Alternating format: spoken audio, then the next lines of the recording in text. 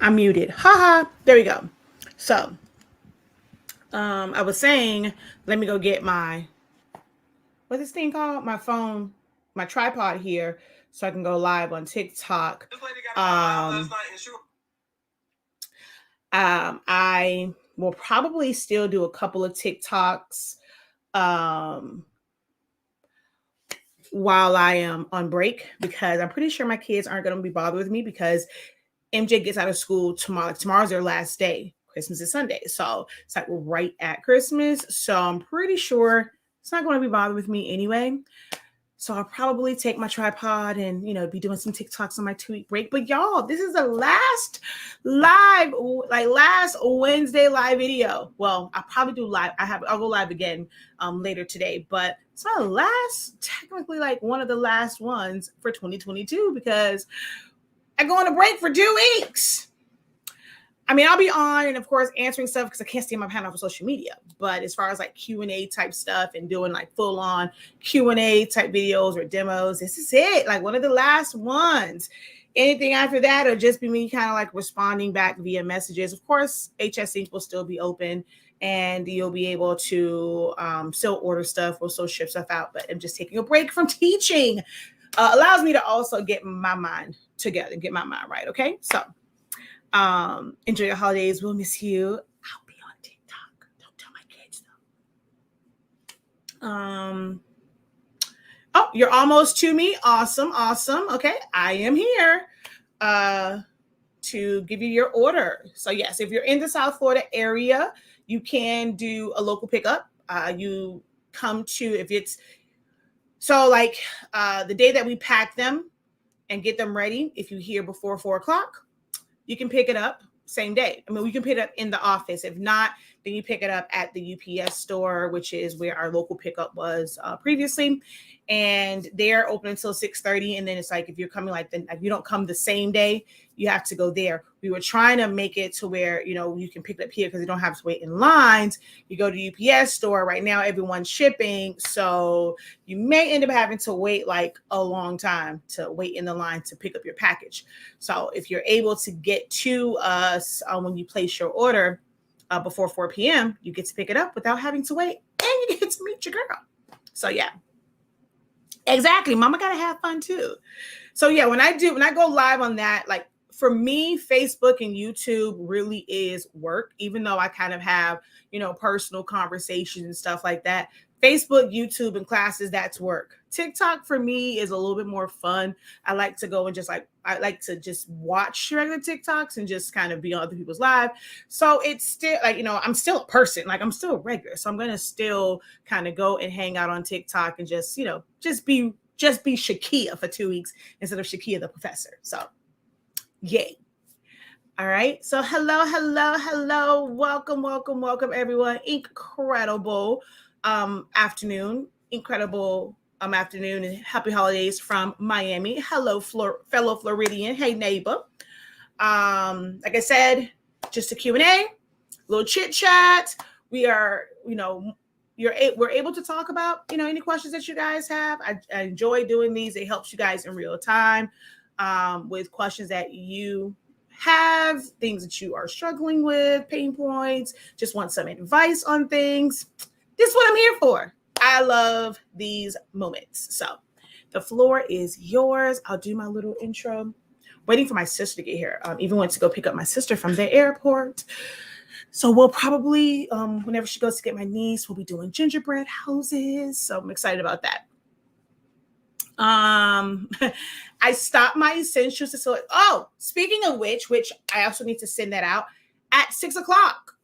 It was my fault. I had to do a service program for a good friend of mine because her dad passed. And I've been so like doing that whole thing. I forgot to put it out either yesterday or even the day before that we have the refresher tonight for Essentials to Silhouette Studio. So I just put it I just scheduled the Zoom. So if you go into Essentials, like on your dashboard, you're going to see that there. But I'm also going to send out an email. I'm probably going to do it while I'm on with y'all and be sending out this email. We're going to have like a little refresher. So if you have any questions, needed clarification about anything, if you wanted to just kind of, someone picks a lesson and want to practice it on the live video, we'll be live on Zoom starting at 6 p.m. Eastern Standard Time tonight. So even if you just sign up for Essentials today, you can still attend that live Zoom session and, kind of hear what others are saying and stuff, and then be able to go back into the full 30 days and whatnot. So definitely go check out your dashboard. It was just posted. It is for tonight. It is the refresher. Okay.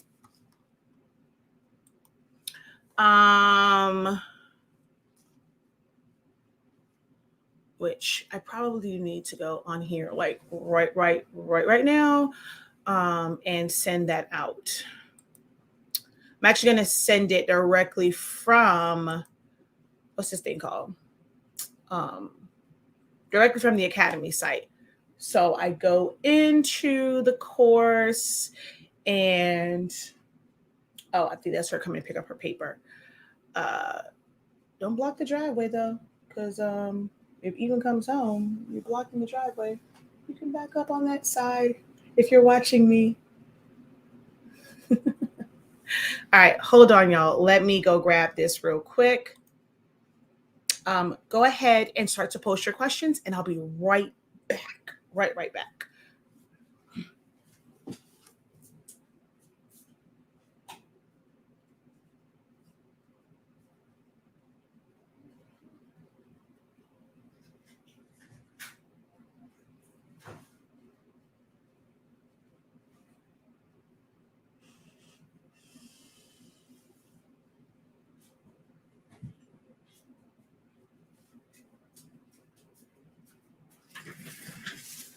Hold on, I'll be right back.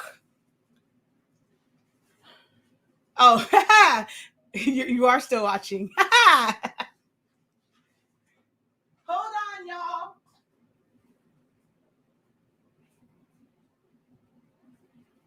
Hi.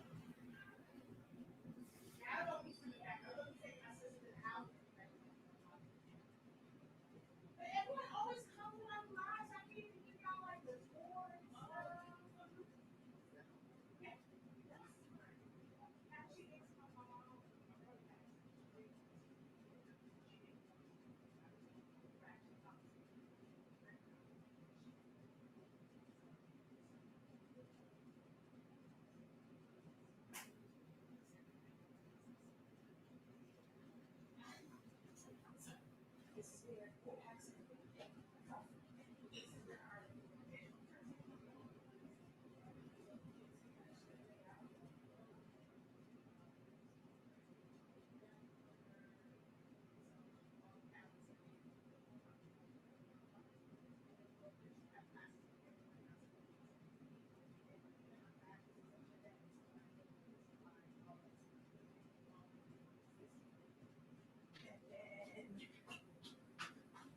My junkie inventory room, but and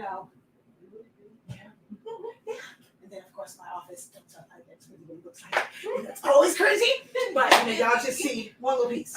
Yeah, that's so wow, that's dope. Thank you for exploration.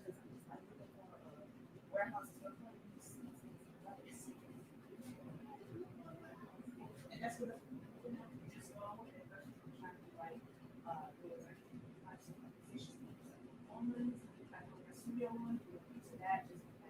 it was more that one was for me, like really being able to do videos and stuff outside the house, and then we were looking into like maybe full on house where we could just do all this celebration and we did classes at our house. And she said that because she had she was kind of built up on me, like so hey, it worked out.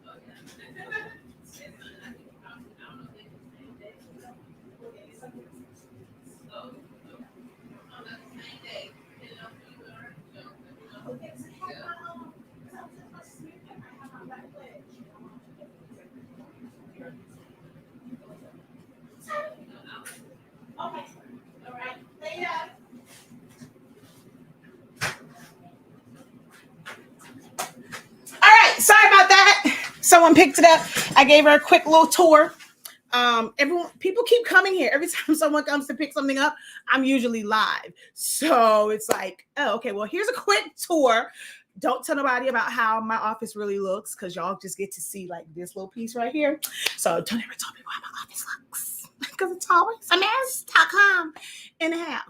Okay, so I'm interested in starting this business, but don't know where to start. What do you suggest? So you got to tell me exactly what business you're referring to, because is it that you want to start a t-shirt business? Do you want to start making customs as far as sublimation? Do you want to make custom shirts, or do you want to start the business as far as teaching, being an influencer? So because I do a lot of different things, you got to kind of be a little more specific on which area we're talking about. Okay. So let's see. Hi, Professor. What type of paper do you recommend for church programs? It really depends if they're wanting like glossy, if they're wanting matte. Are you using an inkjet printer? Are you using a laser printer? Like when I'm doing like service programs and stuff like that, like this is not necessarily a card stock. This is more of a cover stock, and it's a little bit different. It's a little bit different feel than like as far as like it being shiny. And these are done with more of a toner printer, a laser printer. So it just really depends on the look that you're going for and which printer you have. If it's just an inkjet, I really do like Koala's paper, both the matte paper and the photo glossy. So they have a cardstock and they have a photo paper, so a little bit different.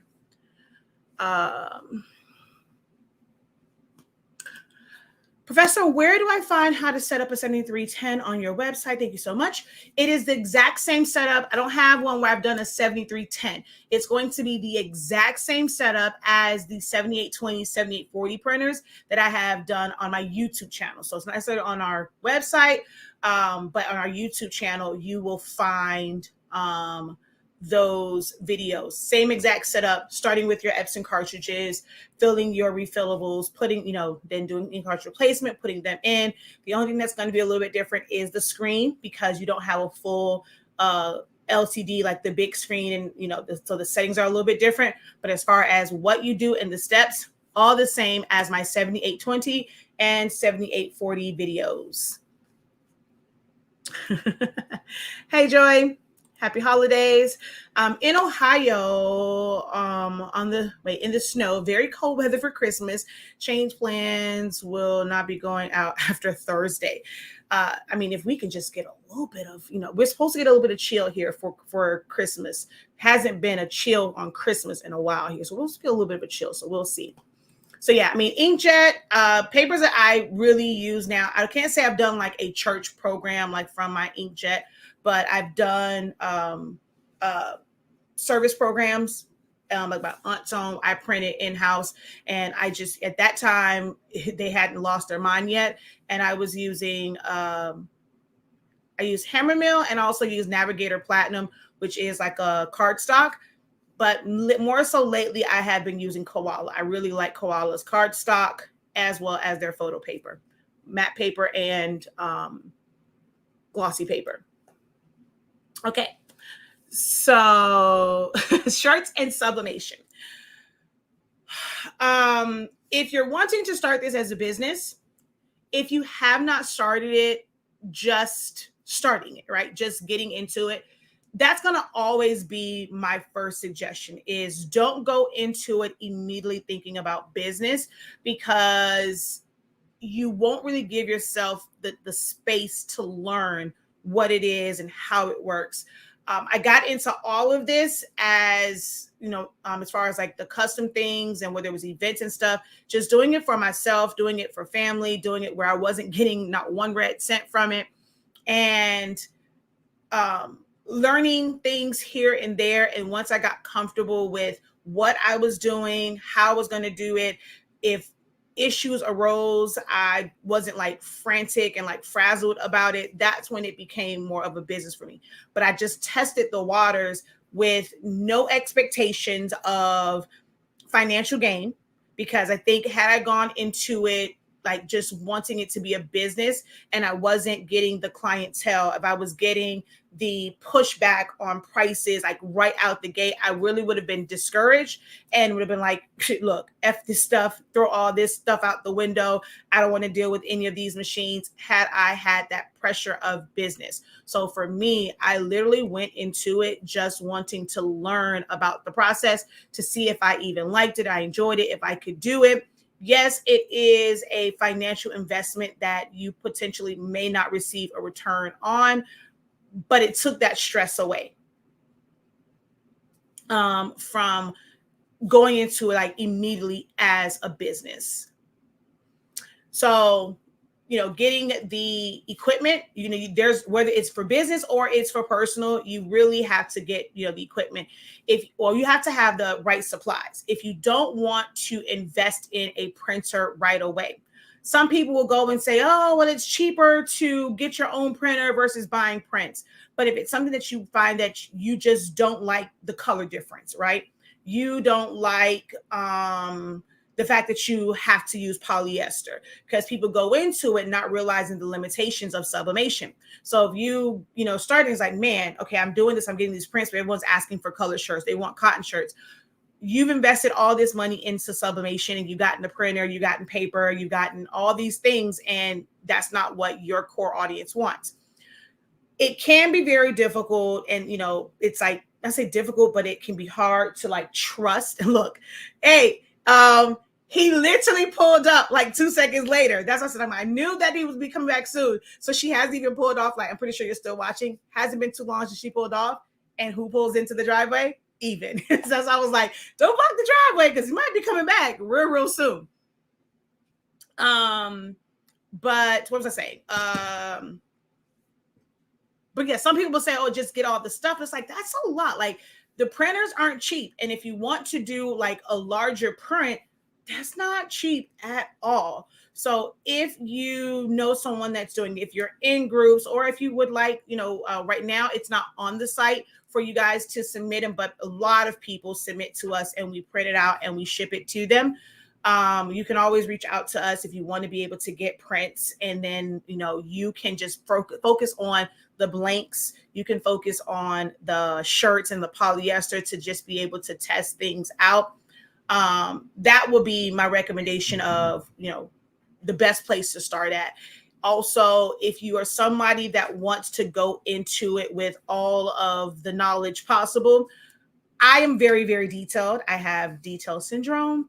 And my beginners to sublimation, when I tell you, it breaks down everything as far as while your colors are off with them. I break down the inks, I break down the programs, the type of images you can use when you're designing, like the differences in that. Like, I literally break down everything in this class. It is an investment. My classes aren't too crazy, but for some, it is an investment, and you may not actually go and actually physically print yourself. But I break down things like understanding your heat presses, and when you're choosing a heat press. So if you're going to go into it for business, why would you not, you're going into it for business, why would we not want to get like the best heat press? So I break down all that. I didn't go and just I've done like kind of like the single classes, but that last one that I did where it was 6 days, like we spent a day like on each major topic for like getting into sublimation, so that you're going into it without blinders on. It is better to spend, what was that one, $60 some or whatever for that 6-day training versus a printer that is $200. Then you have to buy paper and you have to buy ink. And then if you're wasting a lot of it, I'm telling you that sublimation seminar is well worth the money.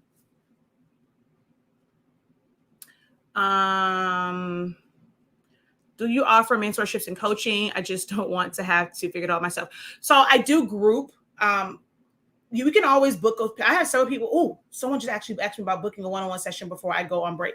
So you can always book a one-on-one session with me, but the group classes really is where it's at. And even watching the playbacks of it, and you get access to my student union. So you're never left on your own. You can always ask as many questions as you need. Let's see. I want to start using your ink, but I was waiting to use all of the current brand that I have. My black is almost depleted. Would it be okay to mix? Oh, look, I'll tell anybody. You don't even have to wait until it's almost gone. Blacks are ones to where mix our black with whatever black you have. All it's going to do is just take it up a notch, especially if your black is kind of brownish. Mix our black in there. It's going to do this whole thing. But black is a color where you can always mix that. It can only make your blacks better. Now, the other colors, okay, they're way off. Like, let's say your yellow originally was like super, super bright yellow. And then, you have one that's a different color. It can affect the color a little bit. But for blacks, baby, pour it up, put that thing in there.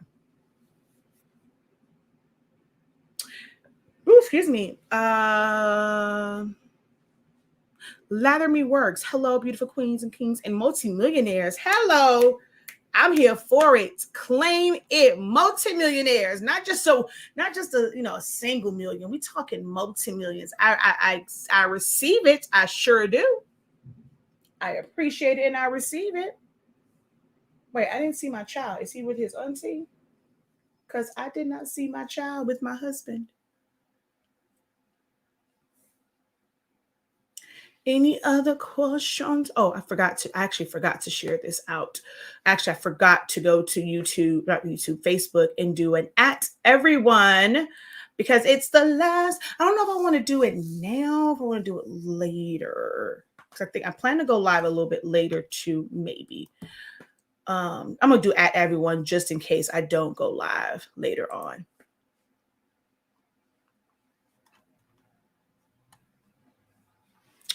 All right, so let's go @everyone. @everyone in my group. It is the last live.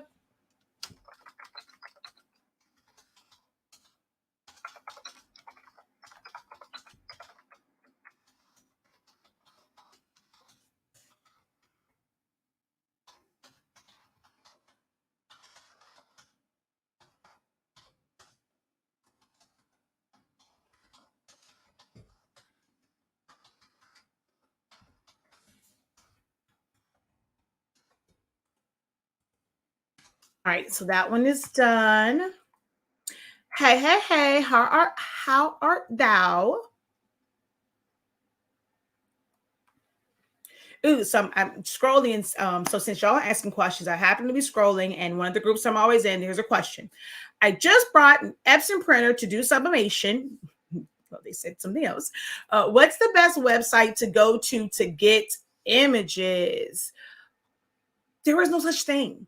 Like, there really is no such thing as like the best site to get images from, because you're gonna everyone has different taste and all artists design differently. You just want to be able to look for certain websites are great for elements. Like, I like PNG Tree.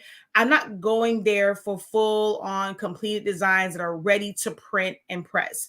I go on there and I'm looking for elements that I can mix and match via Silhouette Studio or Illustrator or Photoshop or Cricut Design Space or Corel Draw, Affinity, PixArt, Canva even. Canva is a site that's going to have a lot of like built-in elements, and you are building it yourself and pulling things in. And then you're going to have places like Etsy where someone has created a design that can be just printed and pressed, or because you're talking about sublimation, we're going to keep it to that. It can be printed and pressed.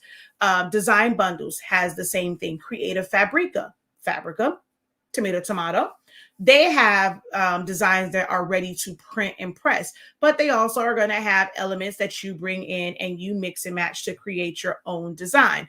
Hungry JPEG, is it Mushka Designs? I think it's like the name of that one. Like, there's so many places. There is no one place to go and find it. There are some people who have either created their own or they've just conveniently gotten like a lot of other designs that they've collected over the years, and they put them into a file and they sell that file, or like that, hard drive access, because they've compiled a bunch of different things over the years. And some people will pay for that. Like, hey, you've done all the work, you've looked for some great designs, maybe they've been great sellers for you. And there are people who will pay for access to a storage drive, like whether it's on Google or Dropbox, and someone literally has like a zip drive full of files, and sometimes you have to go in and categorize them and stuff like that. So there's no one place.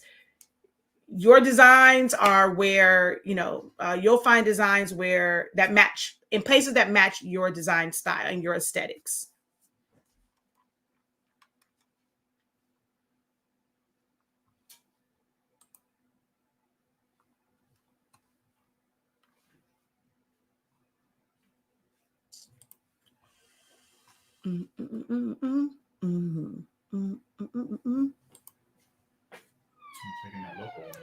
I took Shay picked up. From here? Yeah. He's home. What he's doing with his TT? Where's Imani? Oh, that's sleeping. I'm about to leave in a minute. He over at the house with TT? No, she got a truck her at Raven House. Oh, okay. The other one put ready to pick up. Which one? The one that was email. I thought I did put that one as ready to pick up. I was wondering why they never came. Hold on, let me see. No, I'm saying I could have sworn I did that a local pickup. Oh well, shoot! Now it's what, 4:00. So I changed the message. I'll send it as ready for pickup. I didn't know. You can leave it. I'll drop it when I go. Then. Oh, okay. Well, all right. Well, then why didn't you put ready for pickup if you put it there? Oh, okay. I adjusted the message to say if it is before 4:00, they can come here. After 4:00, they go to UPS. So I've adjusted the email. All right. What was I doing? Oh, okay. So I did the at everyone. I don't know if it did at everyone. And then let me go over here. What am I looking for? Student union. Where's my student union?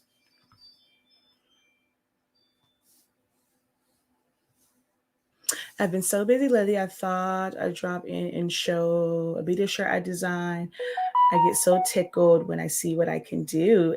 It's nice too. Good job, Miss Wood. I see 3D effects. All sorts of little things in there. Oh, is that supposed to be? I get to the gun, like it's almost like it's a gumball machine because I see the top. Nice, nice, nice. That is nice, Miss Wood. And it was 21 hours ago. See, Facebook be tripping with notifications, and I don't get them all the time. So that was 21 hours ago, and I'm just now seeing that.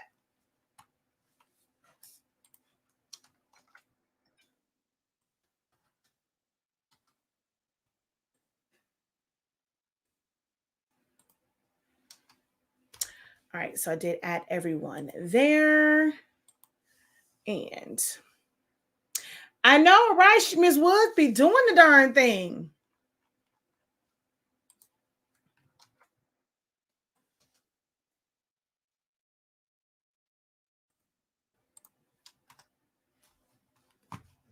Okay, so did that. And all right, let's see. Oh, look. Speak of the angel. How you doing, my love? Let's see. Do I like an oven versus a tumbler press? Well, I personally do not have a tumbler press. I can see the allure of it. Do I feel a need to purchase one? No, I don't have an issue with using the oven. I don't have an issue with the time that it takes to tape off for a tumbler.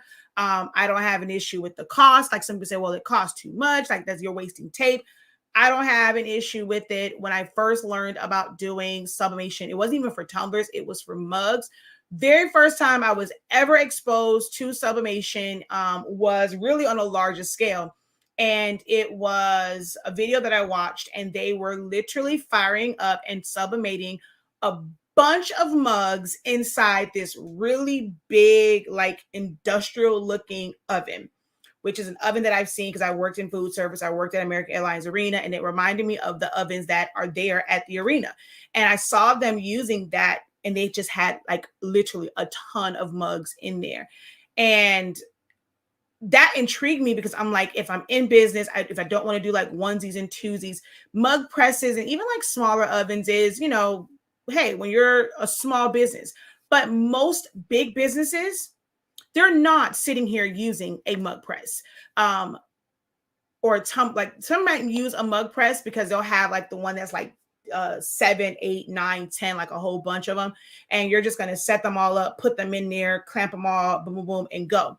But when you're doing high production, it's not most times a press. Like they're going to do it in something like an oven. And that's how I was introduced to it. So I have never had an issue. I'm not in this hurry up, I want it done, thinking that, okay, well, I can get more done with the mug press. So I rather do it that way. It's going to be faster. If I take my time in wrapping my tumblers, I get great results. I'm able to do more than one. I don't have to babysit. That's one of the things that's really, really like the deciding factor for me between an oven and a tumbler press is the babysitting part of it. I feel like you have to babysit. Now, if I was someone who did like, let's say like vendor shows or something like that, like I went and did like fairs and I'm doing stuff on site, I would probably consider getting a press versus having an oven, because just like the electricity part for it, like being able to use like a small battery pack, probably for not the small battery pack, but like, like the ones that you can use to jump your car, that versus having to have like a small generator or having direct power for an oven, or just, the aesthetics of it and just kind of having that and how that would look. So if I did those type of shows, I probably would, consider a tumbler press. But I don't like that you have to close it. You got to turn it, close it again. And then for a lot of them, for some people, they don't have issues with it. Some people they do. So they have to then move it, clamp the ends, rotate it, clamp the back side of it. That seems too much, in my opinion, for me. And I'm like, that's just babysitting it. When I'm putting it in the oven, I literally put it in there. I don't rotate it when it's in the oven. Put them suckers in there, let them do their thing, and I'm done. So I personally lean more towards, using an oven, and I don't see myself purchasing a tumbler press because I don't see the need for it. My oven does what it needs to do, and I have done high production and high volume with my oven. I don't feel like I'm slowing down by using an oven versus a tumbler press. She says, and it stinks. the tumbler presses, yeah. Our Hotronics, we have 2 of them, and the other one hasn't been used as much. So when even was using it the other day, I was like, oh my gosh, like I can't wait for this crap to hurry up and burn off because that smell is so freaking strong.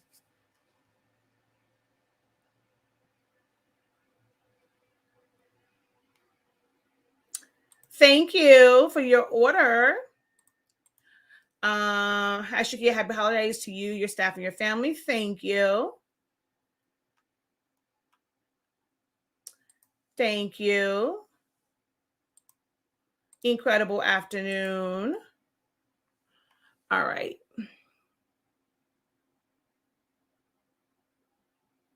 Yeah. And so, well, for tumblers, I mean, you can get it with the tumbler press, but yes, with mugs, I'm able to do a full wrap mug in an oven. You could never do a full wrap mug in a mug press. So that definitely is a big factor. I was hoping that I don't know if I have any of my full wrapped mugs in here. Let me go see if it's one in the inventory room. Hold on.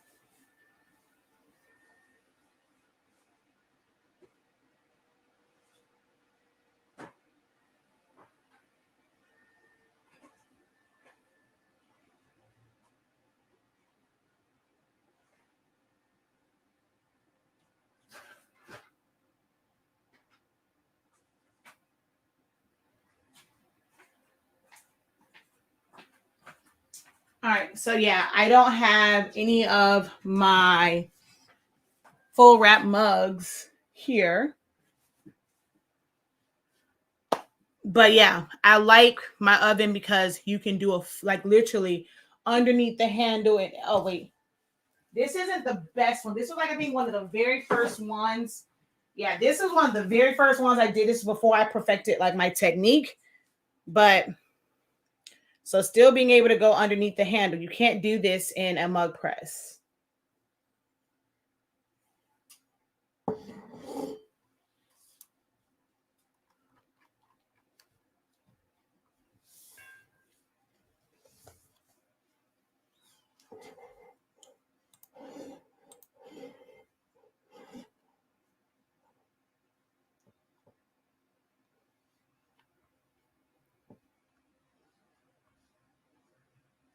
Man, I don't know. Like literally no one is here. Nothing is being like pulled, like no resources, but for some reason the internet is very, very spotty. Very, very spotty.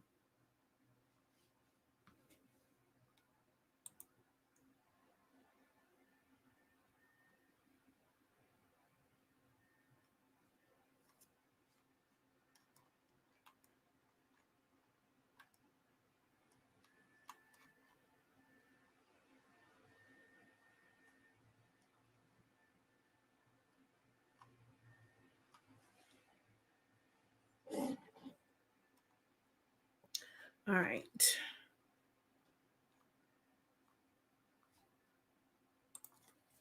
What oven do I use? So at the house, we have what is it? At the Oster, whatever it is.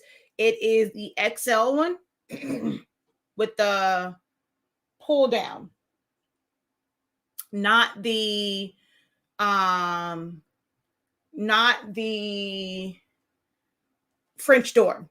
So we have the one with the regular door.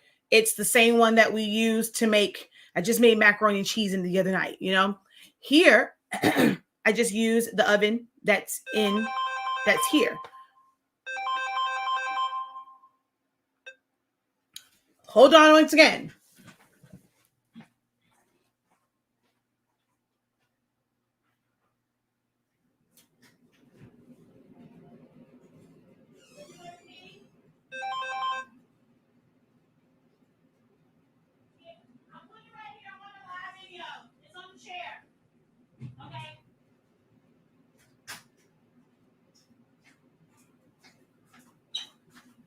Sorry, I had to give my godmom the key to my brother, my godbrother's car.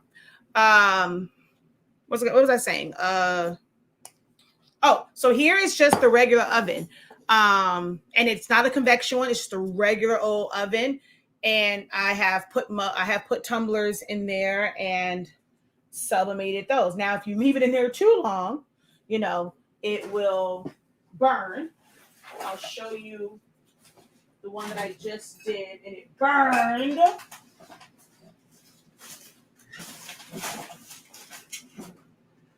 And it burned because when I have my Oster one,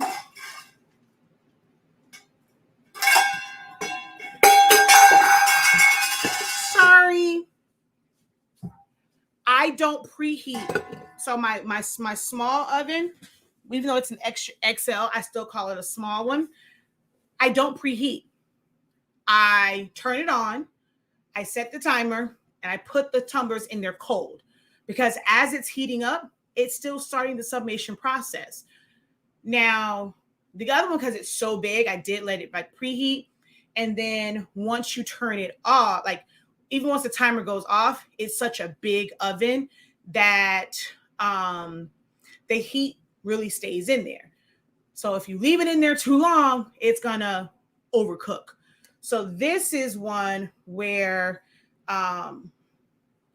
it was laying down instead of standing up. So I had it standing up, it wouldn't have been any issue. But because it was laying down, it burnt like right in here. So you can kind of see where it's like brighter, and that section right there is a little bit darker, and then it goes brighter. So since I burnt that one. So it's just a cup that I just kind of leave here. But these were all done in that same exact oven. Now, it wasn't a convection oven, just a regular old oven. These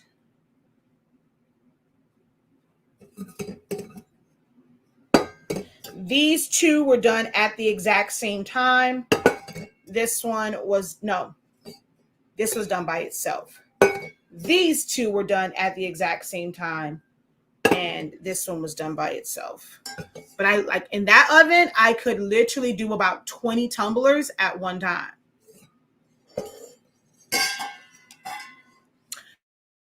The full wrap template is on my website for the 11 ounce and 12 ounce mugs. It's on my website.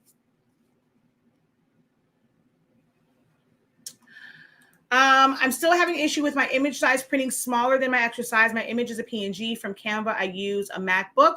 What program, though, are you printing from? So if you're designing in Canva, what program are you printing from?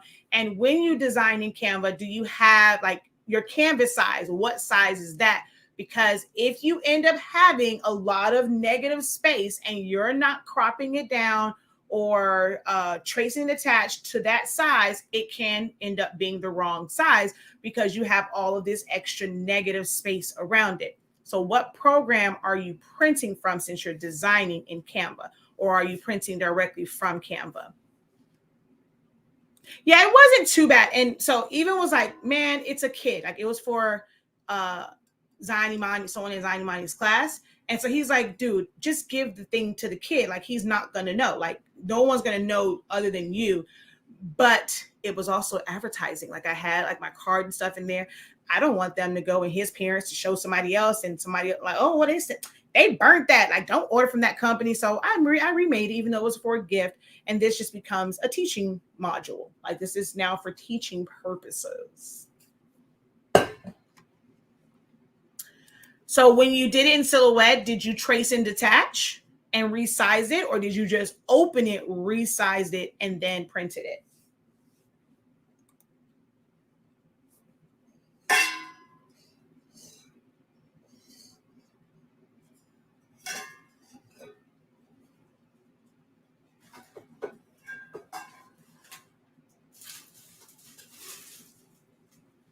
This one was done. This one was done in this wasn't done in the oven here. This was done in the oven at the house.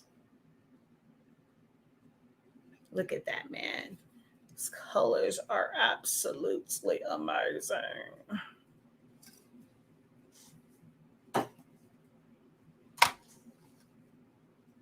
Open and resize. That is the issue because if it has a bunch of negative space around it, and to watch my video, I get it. Video is long. It's a lot of information in there, but it's in there. And I broke all that down. It's a recent video that I did, like things that you should know, like when you're first starting. It's called Back to the Basics. And I talk about that when you bring in an image, if your canvas size was bigger and you just have your design in the middle, most likely you have a lot of negative space around it. And it is best that you trace and detach. If you don't have the automatic PNG trace on, trace and detach so that it is to that exact size. Do you do the prints for this with an Epson? Yes. So all of these have been done with Epson. I just set up my Sawgrass. I have not done like a tumbler from my Sawgrass yet. What I do want to do is another one of the Paw Patrols. I'm going to make one for my godson. I'll probably put his name on it too. But I want to compare the colors between the one that I made for Zion Imani and then which was printed from the Epson one, and then doing it from Sawgrass. So I have not done like a tumbler for my Sawgrass. I just literally did my first test prints ever from the Sawgrass. Yesterday, I did some mouse pads just to kind of compare the colors. And so I'm telling y'all right now, 2023, I actually am going to end up having like a lot of different recommendations for prints. I will say that I'm a creature of habit. So using Adobe RGB 1.8, which I'm not actually, know what? No, scratch that. It's hard to really convey it in videos every time you have to change, because somebody might see one video and then the next video I might use the automatic setting. Wait, I thought the last video you said to use RGB, like Adobe RGB Gamma 1.8, and now you're using something else. It really does depend on the image. I didn't really like look at it that far until I'm looking at Sawgrass and the fact that like it has like, if it's for polyester, if it's for a mug, if it's for MDF, it's for this, it's for that. If it's this paper, it's for that paper. Like that's letting you know that printers print differently and colors take differently for every single substrate. And it might be the paper that you are using. And I'm like, for the most part, Adobe RGB, like when I did like my testing and stuff, that really worked well for me. Last night though, for some reason, the image of my grandma that I did on the mouse pad for my mom came out very, very like reddish. And I really don't get a lot of like super, super red tones. And so I ended up having to use automatic, I think it was, for it to not have so many red tones. And then when I printed the mouse pad for my mom's coworker, the Sawgrass one looked, actually, do I have that one? It looked so weird. Like it was weird the way it printed out. And I actually did not like the color from the Sawgrass one. Now, there are a lot, here it is right here. There are a lot of different settings on the Sawgrass printer and a lot of different paper types. And it could have very well been that it was the paper type that I chose. But one of the things that I did not care for, like, and it doesn't show up like this on the Epson one, was I've seen this in groups a lot, and people will think, okay, hey, am I missing a color? And I have never, ever, ever experienced this with my Epson printer. This was the first time I'd ever experienced it. Now it pressed great. Well, okay. But like, do you guys see how like you would think like color was missing? See how the top of the baby's hair is, and the baby just like the image looks so weird from the Sawgrass. I was like, what the hell? So I'm not sure if you guys can see that. So most people would trash this, or they'll make a post saying, hey, what's wrong with my colors? And this came from the Sawgrass. And when I printed it from the Epson printer, it was different, but the colors were, it wasn't so much of like a reddish tone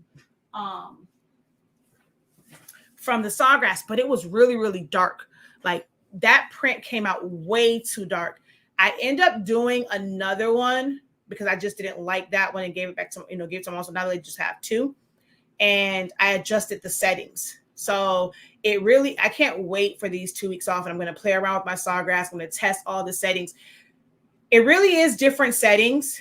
If it is something that is a photograph versus something that is just text or cartoonish, which is why Sawgrass does have that setting of photographic, or it says something else. Really, really, really makes a big difference.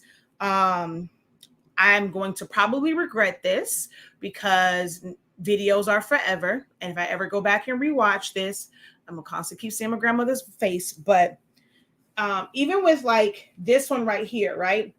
So as you can see down here, her face looks kind of orangish. And this was the Adobe RGB setting. This was, I can't remember which one this was, but this came out truer to color of how her face looks in the picture. The Sawgrass one came off greenish to me. Her name wasn't yellow, it was green. So it really is like, and it's like, how do you know which setting to use for which image? And that was the true Sawgrass one still didn't give him the right way, didn't come out the right way. But like with this one, so I think in my testing and when I do some more, it's going to be like recommendations for if it is something that has someone's photograph in it and you don't want to have all those red tones, you're going to use this setting. If it is a design where you have filled the colors in, you're going to use this setting.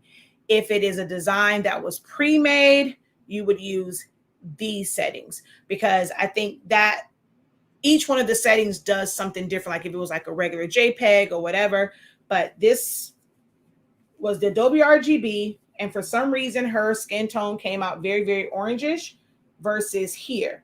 And this looked way better. The Sawgrass could never. The blues look so muted on the Sawgrass one. It didn't look rich and vibrant on there.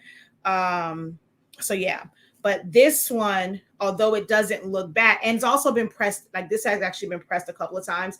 It doesn't look bad, but the color of the wood came out more reddish tones, and there are red tones in the face versus it being like brownish.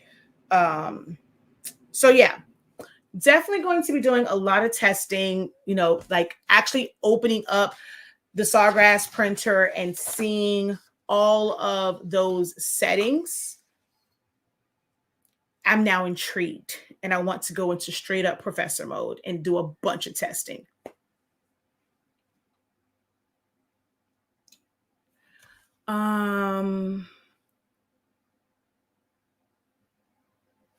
I wish I have those colors to use. They are so bright.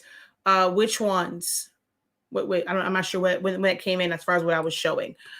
Can you do glass colored tumblers the same way? Wait, can you do glass colored? What do you mean glass colored tumblers? You mean the ones that have like the little ombre effect at the bottom, but they are just the clear or the frosted? The same way you do. Yeah, I mean, so I have when I got the glass ones, I didn't use the ones that were colored, but I had just the regular glass ones and I put them in my oven. I don't know which one I will buy out of. Okay, did I miss a question from you? Oh, so for Epson printers, I just did a really, really, really long video about Epson printers. It really comes down to preferences. You're going to have to decide between a couple of different things. One, the main thing is what size do you want to be able to print? Do you want, are you going to do team small and be okay with dealing with you can make a lot of money. You don't have to do sublimation t-shirts. You don't have to do tumblers. There are so many other things that you can use sublimation for. You can create a business where all you make are slates. And if you do the smaller size slates, you don't need to have this super large printer or even heat press. You can be someone so where, like there's a guy that's in South Korea, all he does is mugs, sublimation mugs, nothing more, nothing less. He does sub mugs. So you just have to decide what do you want to do with it. Being disciplined, not feeling like, oh, because I'm a creative person, I'm a crafty person, I want to do everything, thinking that, okay, this narrative that the more things that you add, that you'll be able to make more money because you have additional streams of income because, oh, you're not just doing mugs, you're doing tumblers, or you're not just doing drinkware, you're doing shirts. But if it's too much to handle, it's like, because doing designs for them are different, keeping inventory. If you're running a business, it'll be easier for you to buy one item, as in like mugs or tumblers in bulk, and make your money stretch as far as, whatever you have allotted for inventory versus trying to figure out, well, shoot, I only have $500. I got to figure out how to get a little bit of this, a little bit of this, a little sprinkle of this, a little spritz of this.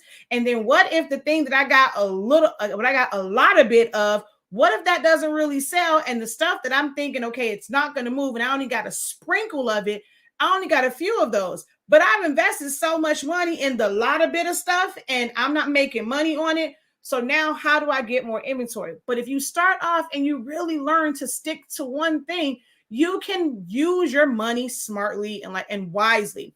So I'm not that person that teaches you do all the things and you want multiple.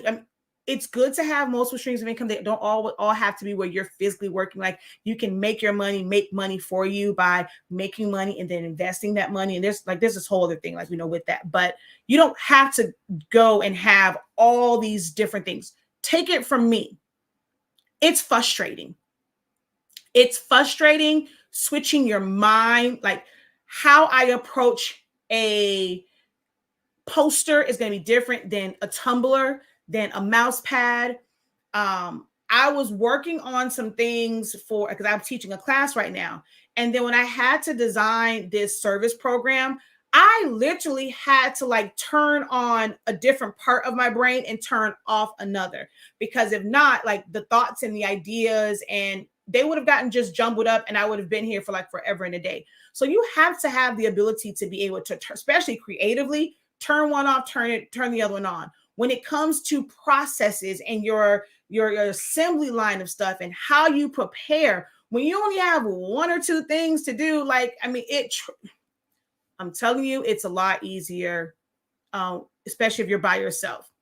So the first thing is deciding what size you want to print. Do you really want to start off small? And you're not going to have FOMO because you don't have a large format printer to do a full shirt. Okay, tell people I don't do shirts. Like, no was a complete sentence. You don't have to do shirts. Oh my God, that's so amazing, whatever. I love it on the Tumblr. You think you can put on a shirt for me? No, I can't. As far as like you physically printing it and being able to do it right then and there.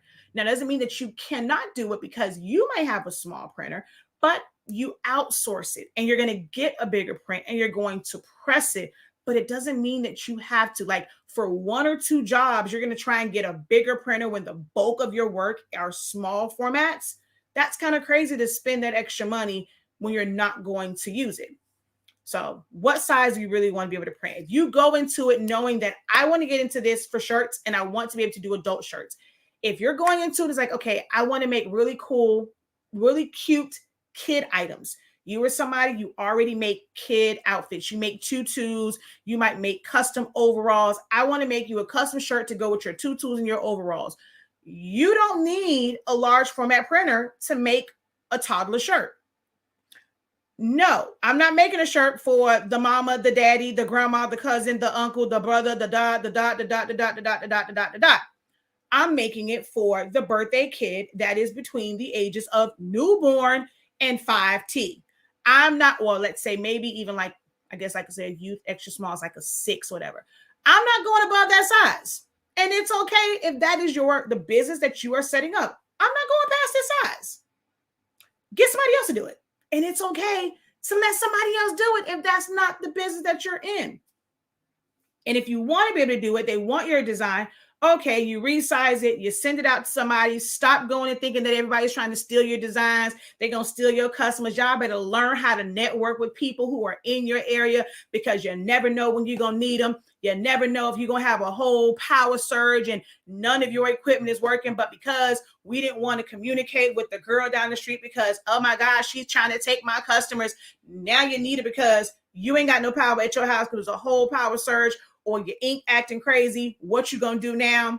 You don't know anybody else. You're not communicating. You're not networking with people who do the same thing. So now you shit out of luck and you're gonna look like boo-boo the fool with your clients. They still gonna find somebody else because guess what? You can't do it. So if they need it, they gonna find somebody else into it. But that's a whole nother story. I digress on that because that's something I'm very, very passionate about. Like this whole thing of not networking, like that just drives me crazy. But you can go and have them do it. Once you decide on your printer, now it's like how much you want to spend. I want a large format printer because I plan to do adult shirts. I want a large format printer that can print at least 13 inches wide. No, I'm not trying to do all over shirts. You're gonna get a good center print with me. Just because you do sublimation doesn't mean you have to do all over. It doesn't mean you have to do cut and sew. There's so many facets to sublimation. All right, I want to at least be able to do 13 inches wide for different projects. Okay, boom. I know that I want a wide format printer. And now how much do I want to spend? I really want to get into this, but I only have a good $300 for all, $400 for all my supplies. Well, you can't get an EcoTank printer. You have just, unless you finna find some money, you finna do something strange for a little bit of change, work a pole for a couple dollars. You ain't got $700, $800 just for the printer. We haven't talked about any ink, any paper, any blanks, nothing, nada, zilch. So we can't even look at a 15,000, an 8550, a 16,600, 16,650 because your money don't stretch that long, but you want a wide format. Well, that's where workforces are going to come in. Some people are going to say, oh, I don't want to deal with that. I don't want to deal with cartridges. I don't want to deal with changing out chips. That's just too much work. Oh, boy. But you want to start a business, but you're worried about the work of changing out chips on a printer, but you want a whole business. Then I don't think you quite understand what a whole business is, because with a whole business, it's going to be a whole lot more than just changing out some chips. All the back of house stuff and all the things that you have to do for a business. Oh, baby, the changing out the chips going to be the best and the easiest part of your day when it comes to really getting into business. What? So it's like, some people want to say, don't do that. And, it's so much of a headache. Okay. It's just you, because you don't know, you haven't come across the right person to teach you about these things. But you can get a workforce printer for $249. $249 plus some tax. If you got your business stuff, you might be able to avoid those taxes. So if you got $400, you still got some money to get you some Auntie Speaker sublimation paper, get you some ink. Let's see. Hold on. The paper ink tape bundle is going to cost you, let's see, small format. Say large format, you get 11 by 17. If you get the ultimate, is $165. Might be a little bit outside of your price budget or your price range. So let's say we do 11 by 7, the large format. You'll get 11 by 17 and 13 by 19 paper. You're going to get your 4 colors for your printer, and you're going to get some heat tape for $93.65. Okay. So let's just do some math on this. Okay, so we got $249 for the printer. We got $93.65 for the paper, ink, and tape bundle. Plus, we're going to, of course, if we're doing that, we have to have cartridges for it. So let's go over to our collection for the 7820, 7840. So this is for the 7310 printer. We're going to get just one. Oh, wait a minute. Why did it say 0? Why did that say 0? Instead of, we have those. I got to go in and check that. So that is $75 for the cartridges and the syringes and needles and all of that. So without the extra set, so plus 75. Oops. Plus 75. So you get somebody that let you borrow $17.65. Well, plus shipping, got plus shipping. So you might need a little, so you probably will need about 400 and let's say 25, 450. And you can get you a printer. You can get your paper, ink, and tape. I mean, you really don't have to get the ultimate one. You don't have to get the heat tape. You can just get one pack of paper.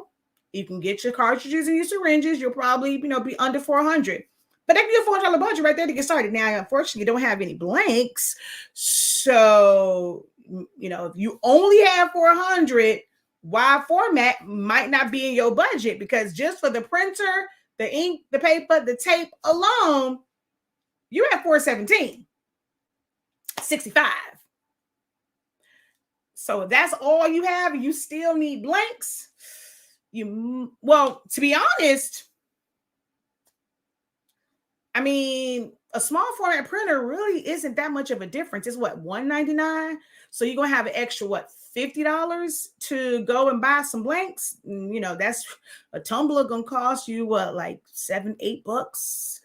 A shirt going to cost you about $6, $5, $6. So you're only going to be able to get it now, if you go team small and you get some of these smaller items to start with, you're going to be able to get a lot more bang for your buck for that $50. See how this works? Have any of you who want to get into this, how many of y'all write down the prices of this stuff and really look at your budget and what you're going to need? That's what it's going to start for you. That's where you're going to know which printer is going to be the best one for you, because how long your money? How long is your money? So, that's how we're going to decide which printer to get. What our budget looking like, for the whole shebang: ink, paper, shipping, and blanks.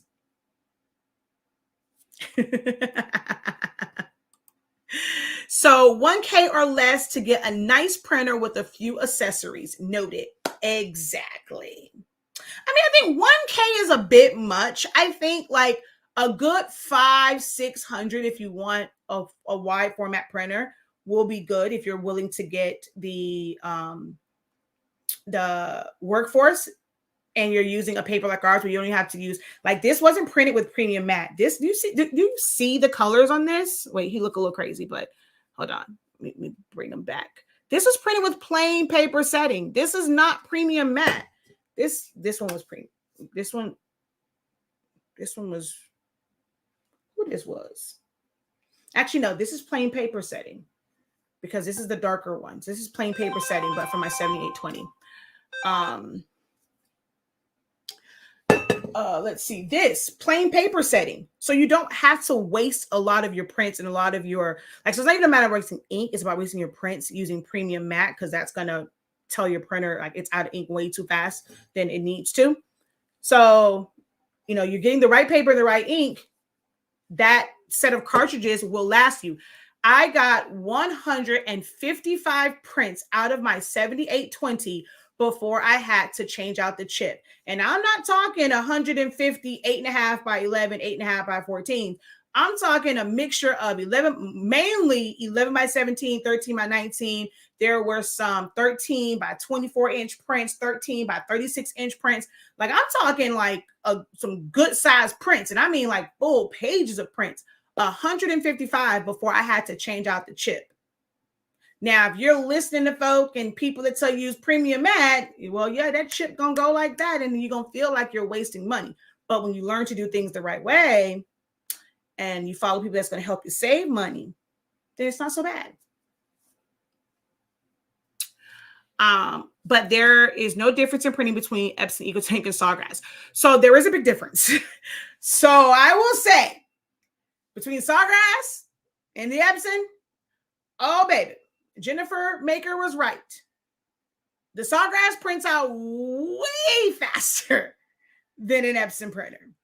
I don't know what type of inkjet head that is and how it goes across, but baby, that thing spits out so fast. It prints really, really fast. I will definitely give it that it prints out fast. If that is a factor for you in needing it to print out like in lightning speed, then I mean, of course, hey, a Sawgrass. The amount of time that it takes to print it out is not like that big of a deal.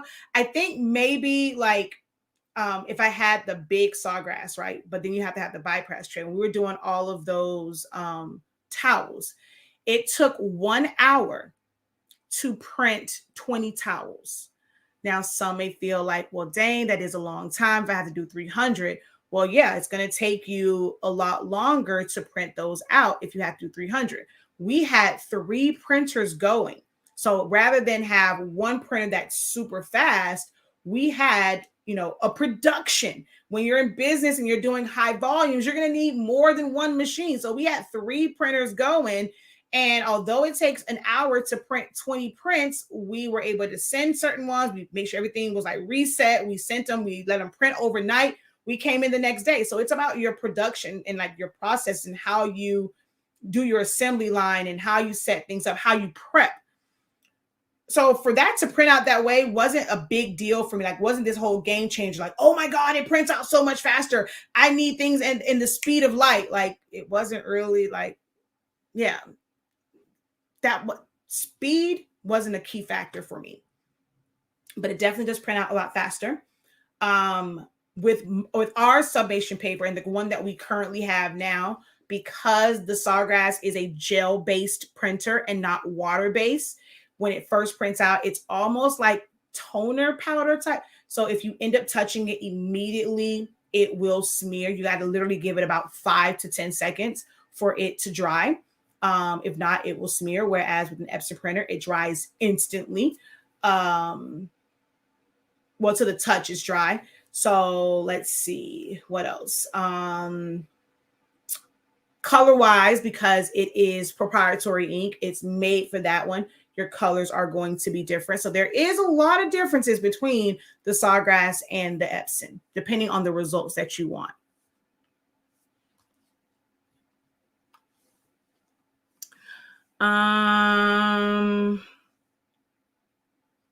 Good afternoon. everyone. Shauna Z. I don't know who that one is. Hello, hello. Incredible afternoon. I want to niche down to just graduation and birthdays, events, and events in general. So graduation. So I would, if you want to niche down, right? Focusing on graduation, that's really only like a one-time thing. It's like either the summer or the winter. But if you are focusing on seniors, so everything from, hold on, shoot, 1 second.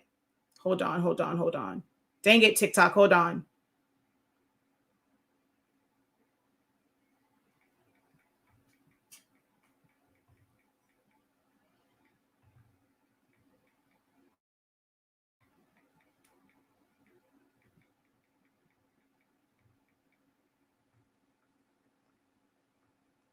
Okay, hopefully I'm back. I had to tell my sister to go to the house because the gifts that she's looking for is in the truck. So like, you know, they start to do a lot of stuff for seniors. So I start off senior year, I'm doing senior crowns. I don't know if it's big in your area, but I'm doing like senior crowns. You'll have like senior shirts. When it comes to the senior picture, I did a lot of stuff for, you know, for people, whether it's like shirts, and there's like a lot of other content, a lot of other creators were doing like the custom skirts and things like that. You know, if they want something for, I'm not even sure they're going to go back to doing like grad bash and grad night. I don't know, like if they kind of focus on things, like they can take cups and stuff, but you can just focus on things that are just about seniors, making cups. People just like cheesy gifts like that. So if you focus on the senior year as a whole, that's a great industry to be in, like a great niche to be in. But for graduation, it can be limiting if you're only focused on the graduation part of it and not all of the activities that happen during the senior year.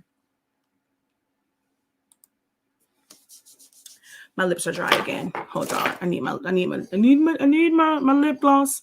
I need my lip gloss because my lips are dry. Where is my lip gloss? Because my lips are dry. Where is my lip gloss? Because my lips are dry. Okay. I want a wider one, but I'm saving up. Okay. So I jumped in the middle of you explaining the bundle. You have a large format printer bundle. No, not a printer, just for, hold on. I'll show you what I'm talking about. It's just for the paper, ink, and tape. Hold on.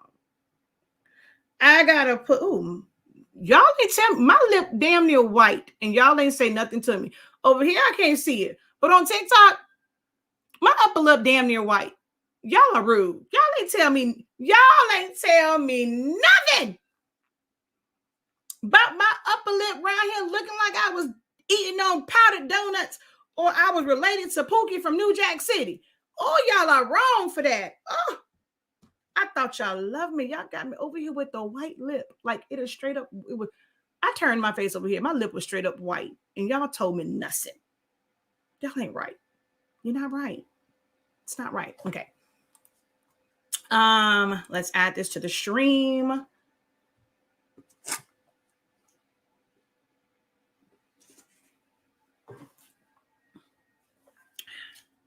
All right, let me try and angle y'all downward. Flip camera. Okay, so we have what's called a paper, ink, and tape one. We don't sell printers. If I sold a printer, I'm basically taking advantage of you because Epson is not giving me printers at a wholesale price. If I go and get a printer, I'm going to the store and I'm paying full price for the printer. But for me to go get this printer and have to pack it up and ship it to you and all that stuff, oh, baby, trust and believe. The whole purpose of business is you buy it and you sell it for more. So, I mean, I can go get printers, but you're going to pay me more than what you're going to go and pay Office Depot and all the rest of them. And you won't have the ability to get an extended warranty or a protection plan because, baby, I'm not fixing your printer. So it would behoove you to go into the stores. Epson not giving me no printers to sell to y'all. So what we have is our paper, ink, and tape bundle. And so I'm going to go here. And it is set up. So like if you do, we go read more, some things that some of us don't like to do. The small format bundle is 8.5 by 11 paper, 8.5 by 14, because that's the size paper that you'll be able to print to on a small format printer. Then you get a set of inks, and then you get the 1/2-inch tape and the 1-inch tape. The large format is 11 by 17 and 13 by 19 paper, a set of ink, 1/2-inch tape, and 1-inch tape. The ultimate, because the ultimate is if you have a large format printer as well, but you'll get all the size paper. So you're going to get the 8.5 by 11, 8.5 by 14, 11 by 17, 13 by 19, and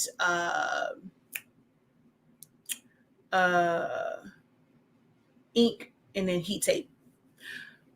This one, the ultimate, in 2023, we most likely will have a version of that where you also, like, it's going to be a bundle that's going to have some of the wider heat tape as well.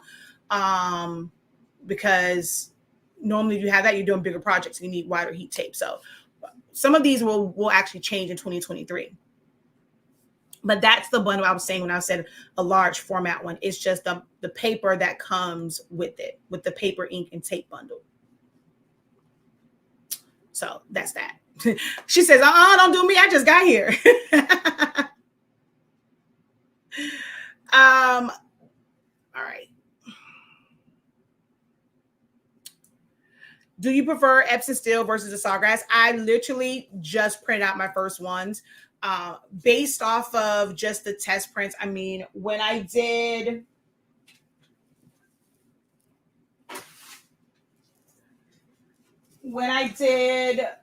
oh wait, is this one not pressed? Oh no, this was pressed.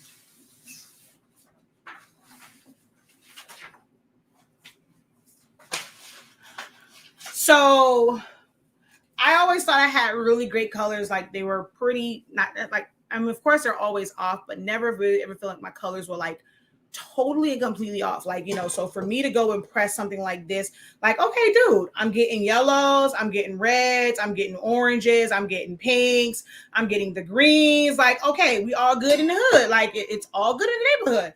I'm printing out things like this. I'm getting my teals. I'm getting my magentas. I'm like, dude, I literally, this is from an Epson printer. It might be hard to see. Like I literally have, although on camera, it looks yellow, but it's not. It really is a neon green. Like your girl got a whole neon green with the Epson printer. Like what? I mean, look at the colors on this one, right? Look at how bright that pink is. Baby, you can never tell me anything about a Sawgrass who? So in love. I give it all away. Okay. Love me some Epson printers.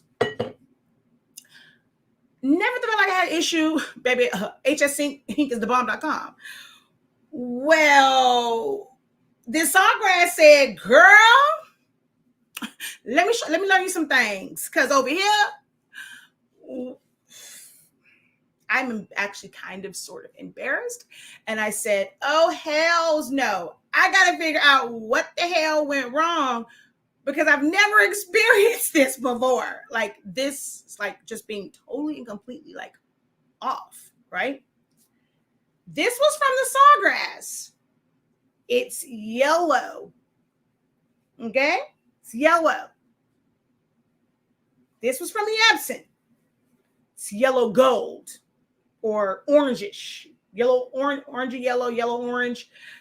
I was like, oh, wait a minute. But even with Sawgrass, like depending on which settings you choose, like what paper, like even them, like all of their settings are different. So it wasn't to me for this particular image, maybe the Adobe RGB Gamma 1.8 would not have been the best for this particular image. Maybe because this was a file that I just brought in, like I got it from the internet. Maybe I should have used automatic, or some people use like ICM. But even with Sawgrass, the different settings gave me different results. all of those browns are different on the Sawgrass one. Every last one of those browns are different. Okay. But this was alarming to me that it came out so much of an orange tone. Oh, I was like, okay, but let me run a nozzle check. Something got to be wrong. Like, so I got to figure out why this came out so orange. I don't feel like, okay, so this one is a Sawgrass one, and it still has, it's not as orange of a tone as this, but it has a bit of an orange tone. It's not like straight up yellow. Whereas if you go down here, these crowns were more of like yellow. The other thing is your monitor. Everybody's monitor is different. If you have a really good monitor, colors might show a certain way. If you have a monitor that has like a bunch of LED lights and a lot of backlight to it, it's going to show a different way. You got a little cheap monitor? Well, look, you get what you pay for. We have even just purchased the Sidekick for his laptop, because when he's here, he's doing financial reports. He's like, I cannot deal with one monitor. So he got like the little Sidekick, so that when he's doing financial reports and we're doing tax and stuff, he can have like the website on one screen and then like the Shopify and the spreadsheets on the other. Well, the other day I was on there and I was moving some stuff around, and the colors, like the way they changed when I moved something from like to get it out of my way, I moved it from the main laptop, because we have a Dell one, and that thing is super bright. And I've even showed a picture, the differences between my Dell laptop and my Dell monitors. So I moved it over and I was like, well, goddamn. It was night and day. So sometimes it's not just about your printer, just your printer, your printer settings. Your monitor can be very deceiving, which is why professional photographers, what they do is like they will alter or like they will edit their pictures on a specific computer that especially they're going to be the ones to print it, that is calibrated, and they have done the color profile from like and calibrating that monitor to that printer to make sure that they're getting the right color output. There's a lot of things that come into play for colors. And this was that once where I'm like, man, I'm about to go. I got my lab coat. I brought my lab coat like a couple months ago. I never put anything on it. Oh, baby, I'm about to be a whole scientist in this mug.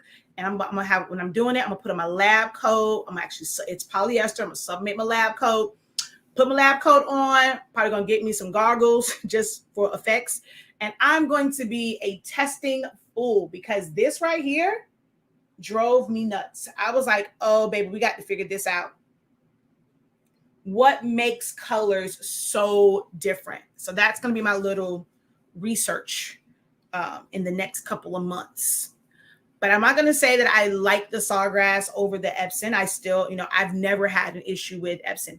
It hasn't shown me anything that is like, ooh, wow, oh my gosh, this is so much better.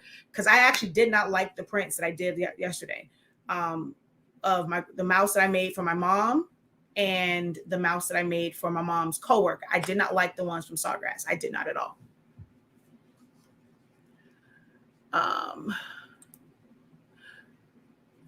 I went back and watched your printer settings video yesterday. My prints are so much better. Thank you.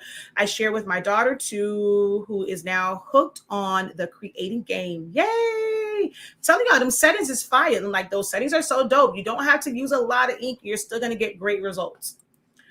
Which do you recommend between the 7310? They are the exact same printer. If you need a scanner, 7820. If you don't need a scanner, 7310. But they are literally the exact same printer, use the exact same cartridges, have the exact same print resolutions, prints the exact same way. The trays are the exact same. The only difference is one has one tray, the other one has two trays, and one has a scanner and the other one doesn't. I live by my Epson scanners because I have 1, 2, 3, 4, 5, 6 printers with the scanners. Like if I had to make a decision, you know what? I'm not even gonna say that. Let me tell you what will make me make a decision on the printer, right? Versus paying like was it like an extra $50 to $100. I actually cannot stand the little screen on my 7210. That thing is annoying. The 7720, 7720, have the big screen. My 7820, my 7840, they have the big screen. If I had to get a 7310, I would probably like roll my eyes. And that's what's important for me is I can't stand that little screen on there. Like when I'm looking for stuff and how you have to like tab through, it drives me nuts. So for someone like me, I would probably make a decision to get a 7820, even though it only has one tray versus getting a 7310, because that little screen would drive me nuts. I wear glasses. I can't stand looking at that little screen on the 7210. So it's really little things like that that's going to help you make a decision one way or the other.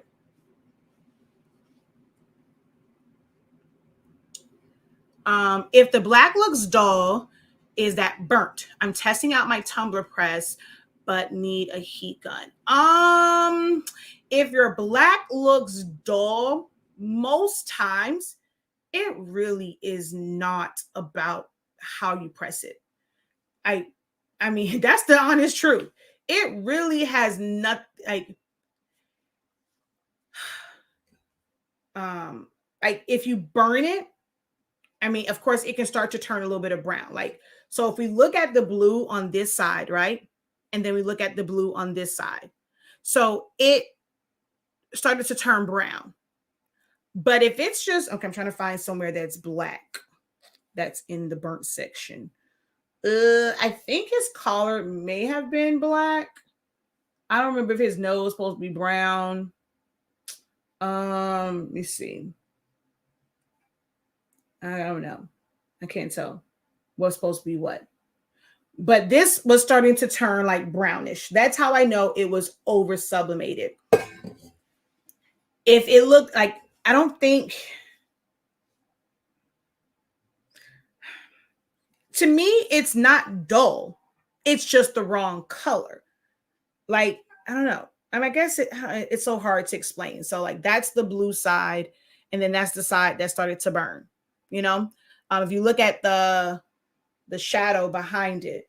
So if it's looking dull, it's more so your printer and your print settings than it is how you pressed it and if you pressed it too long or not long enough. And also the ink. So ours, a lot of people say, okay, if you under sublimate, right, it's going to look green. Our ink doesn't have a green undertone or this brown undertone. Ours has more of a bluish purplish undertone. I don't think I've ever, even if I put it down for like a few seconds, I never got green. So I stay away from those because I can't feel them. I can't empathize with them. I can't really help them because with honestly speaking, sublimation paper and ink, I've never experienced green. Y'all have seen where I have pressed stuff and it's been in less time and that sucker still come out black. I can't speak for nobody else's paper. Even when it's under sublimated, you might have blotchy spots, but if you press that sucker for 20, 30 seconds, oh baby, it's giving every color it's supposed to give. So I cannot relate to all them other papers that's giving y'all green. I can't relate to them other inks that's giving y'all green. I just know over here in HS Ink land, we'll have them problems. I don't have them problems.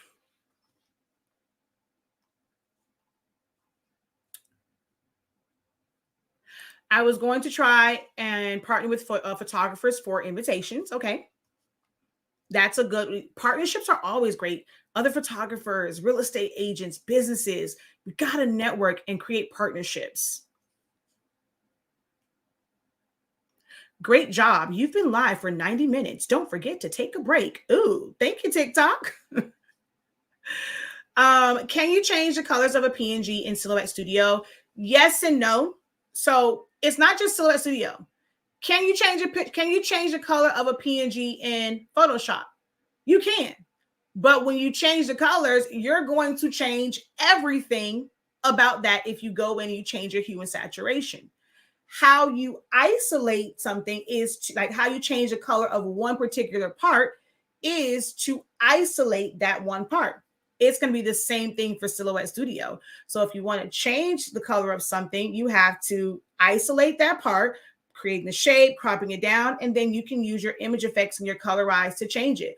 Photoshop, if you end up doing like a color overlay, it's going to either put color over the entire thing or the area that you have selected. So it doesn't matter which program you use, how you change the color of a JPEG, a PNG, anything that's flattened, how you change the color, that is going to be the exact same methods, just in a different program.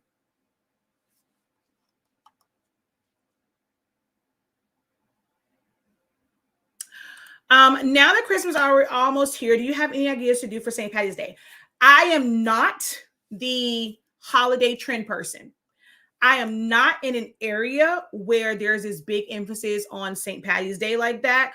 For us, it's go get you a green shirt, go get you a green headband, go get you a green pen so you don't get punched at school. I said punch, but I was trying to say pinch. You don't get punched at school, work, or church. That's what I grew up on for St. Patty's Day. I don't care about no luck of the Irish. I'm not Irish. Okay.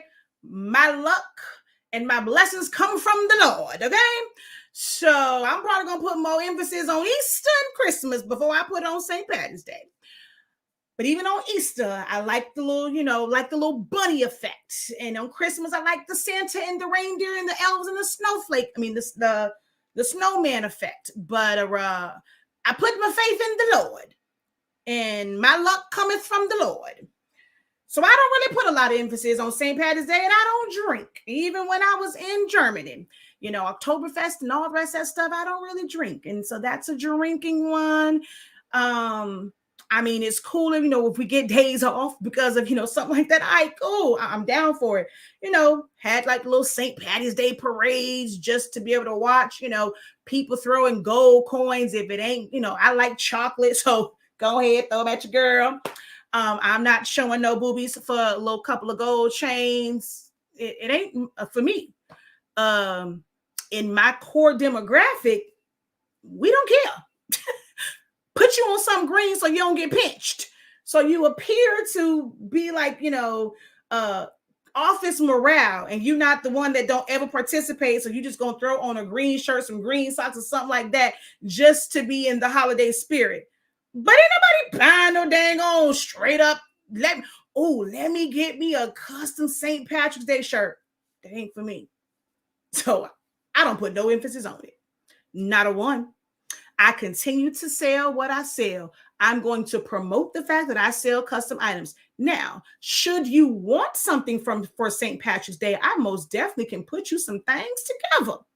But I'm not going to go and find specific images for it. I'm not going to create specifically for it. That's just not, what I do. Hold on one second.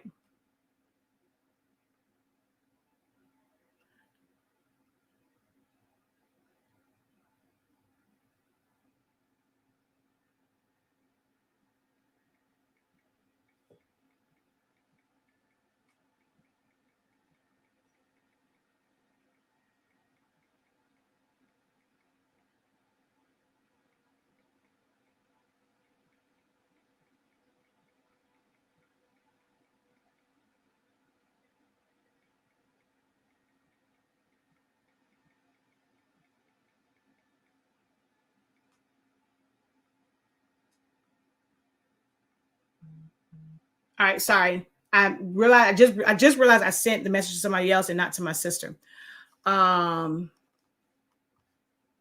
Okay, let's see. Which printer do you which wide printer do you recommend? 7820, 7840, 7310, which are workforces, are my go-tos. After that, for me, if it's within your budget, I personally would go with the 16600, 16650. If you're doing regular prints, the 8550, absolutely amazing because it is a photo printer and because it has those extra channels, or an expression printer that has like red inks and, you know, different ones like that. So it just depends on what you're looking for. If you're talking about just sublimation, I mean, I like workforce printers. I don't have an issue with them. Even with like the chip issues, to me, they're still better than EcoTank printers. So 7820, 7840, 7310 are the current wide format desktop printers from Epson. If you want an EcoTank, I personally, even though it costs more, I would lean towards a 16600 or a 16650. Then the 8550. For me, the 15,000 is the low end. It's the low man on the totem pole for me. Are gaming monitors better for designing? Gaming computers are going to be better. Monitors are just going to be about colors. And if you have issues with your eyes, it really don't matter what color, I mean, what kind of monitor you have. Also, if your eyes aren't quite seeing colors correctly.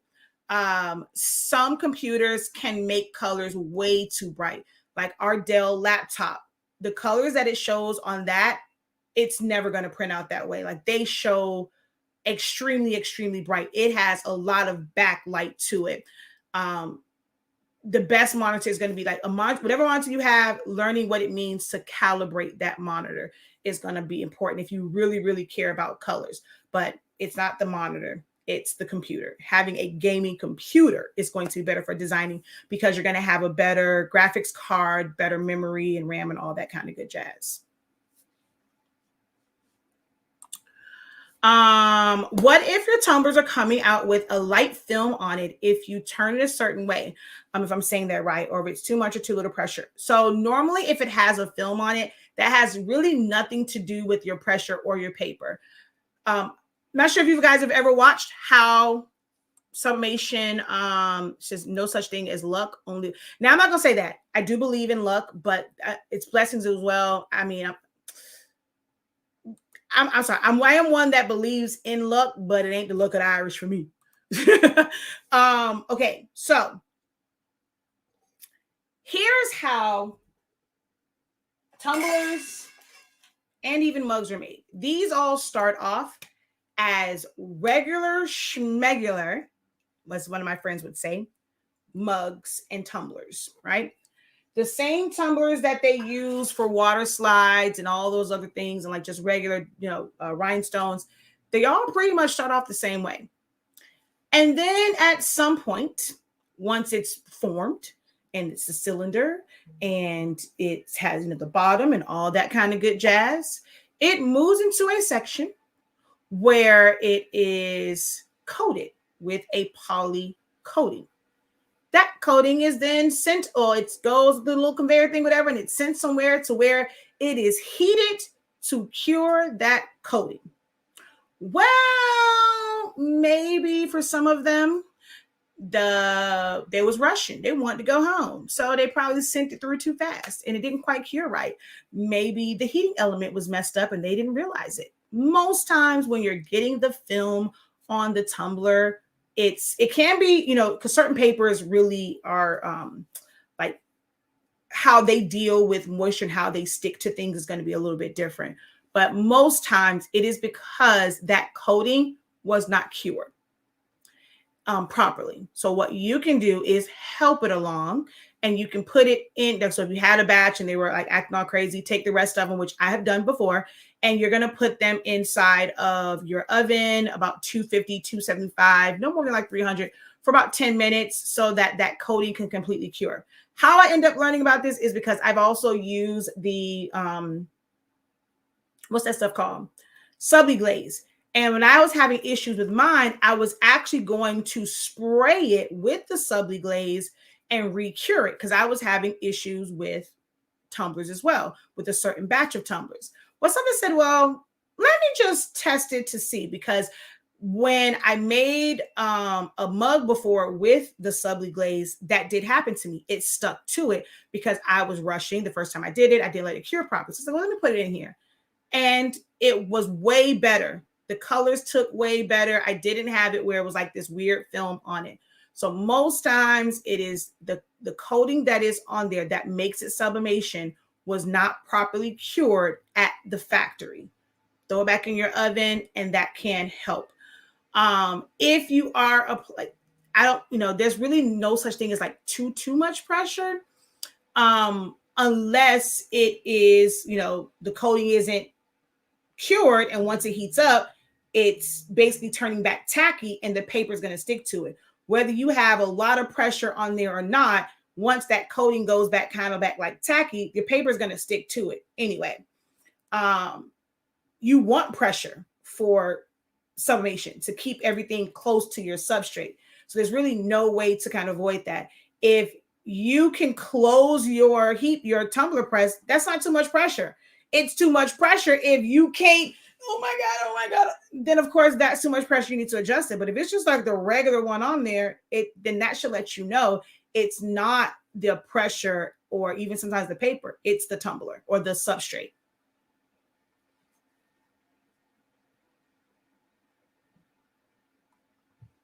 Yeah. So, and because you've tried multiple papers and it's still there, that is also your indicator that it was never the papers, it is the actual substrate.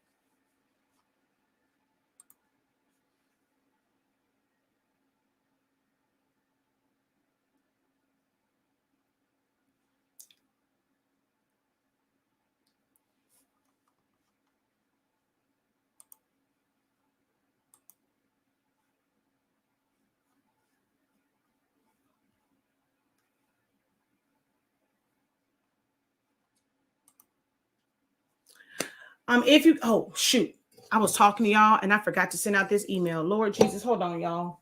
I'm answering your questions, but I have this refresher for Essentials to Silhouette Studio tonight at 6. So I need to send out this email. So continue to ask your questions. I'm just going to sit up here and do a little admin work and send out an email while I wait for you guys to post your next question. Okay, TikTok is acting a little crazy. Numbers are dropping. I think TikTok is probably not distributing it because they told me I need to take a break. So I'm going to end this one and come right back on TikTok because I think they're messing with my distribution because they told me I've been on for 90 minutes. All right. So just talk to you guys later over on TikTok. All right. Peace. Incredible evening, HSINK. Can I help you? Hi, this is Laura. Yeah. All right. So I'm going to come right back TikTok.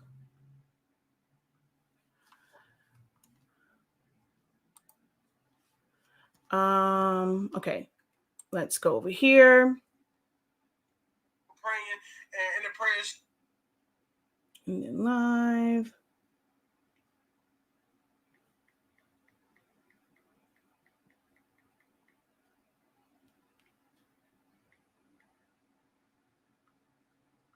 Okay.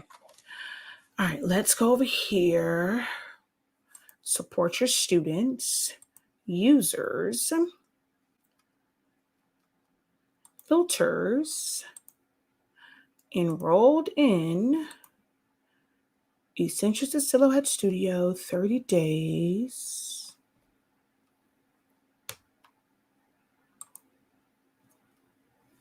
All right. Hello, TikTok. Welcome back. I am back. I had to reset the algorithm. All right. Let's send. Oh, Lord, that's a lot of people. All right. But we're going to send it out to each and every one of the people. Now, it's going to be limited. Now, if all of them attempt to show up, Lord Jesus, but because we only have 100 spots in the Zoom session. But Lord, I never realized there's a lot of people for this essential. Oh, Lord, it's a lot of people. All right, so we're going to go ahead and send out this message live refresher and Q&A tonight. 12/21/22. Oh crapola. I didn't go to a Dollar Tree. I have to also do 21 Days of Craftmas. What should I do? Because I didn't go, the one I was going to do, I can't do. I have to figure out something here. What should I do for 21 Days of Craftmas at 8 o'clock? Because I'm not going to make it to the Dollar Tree in time. Shoot, when I just wrote the date out, 12/21/2022, I said I was going to do today, and I forgot. I've been so busy.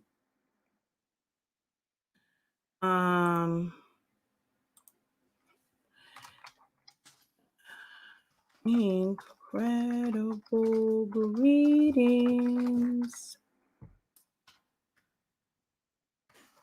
Tonight, I am hosting a live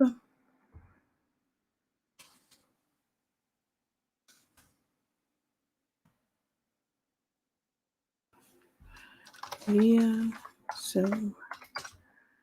If you have any,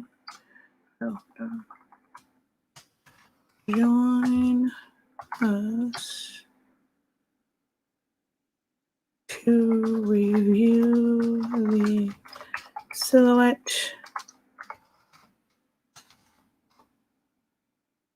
studio program and the 30-day course live for the last time.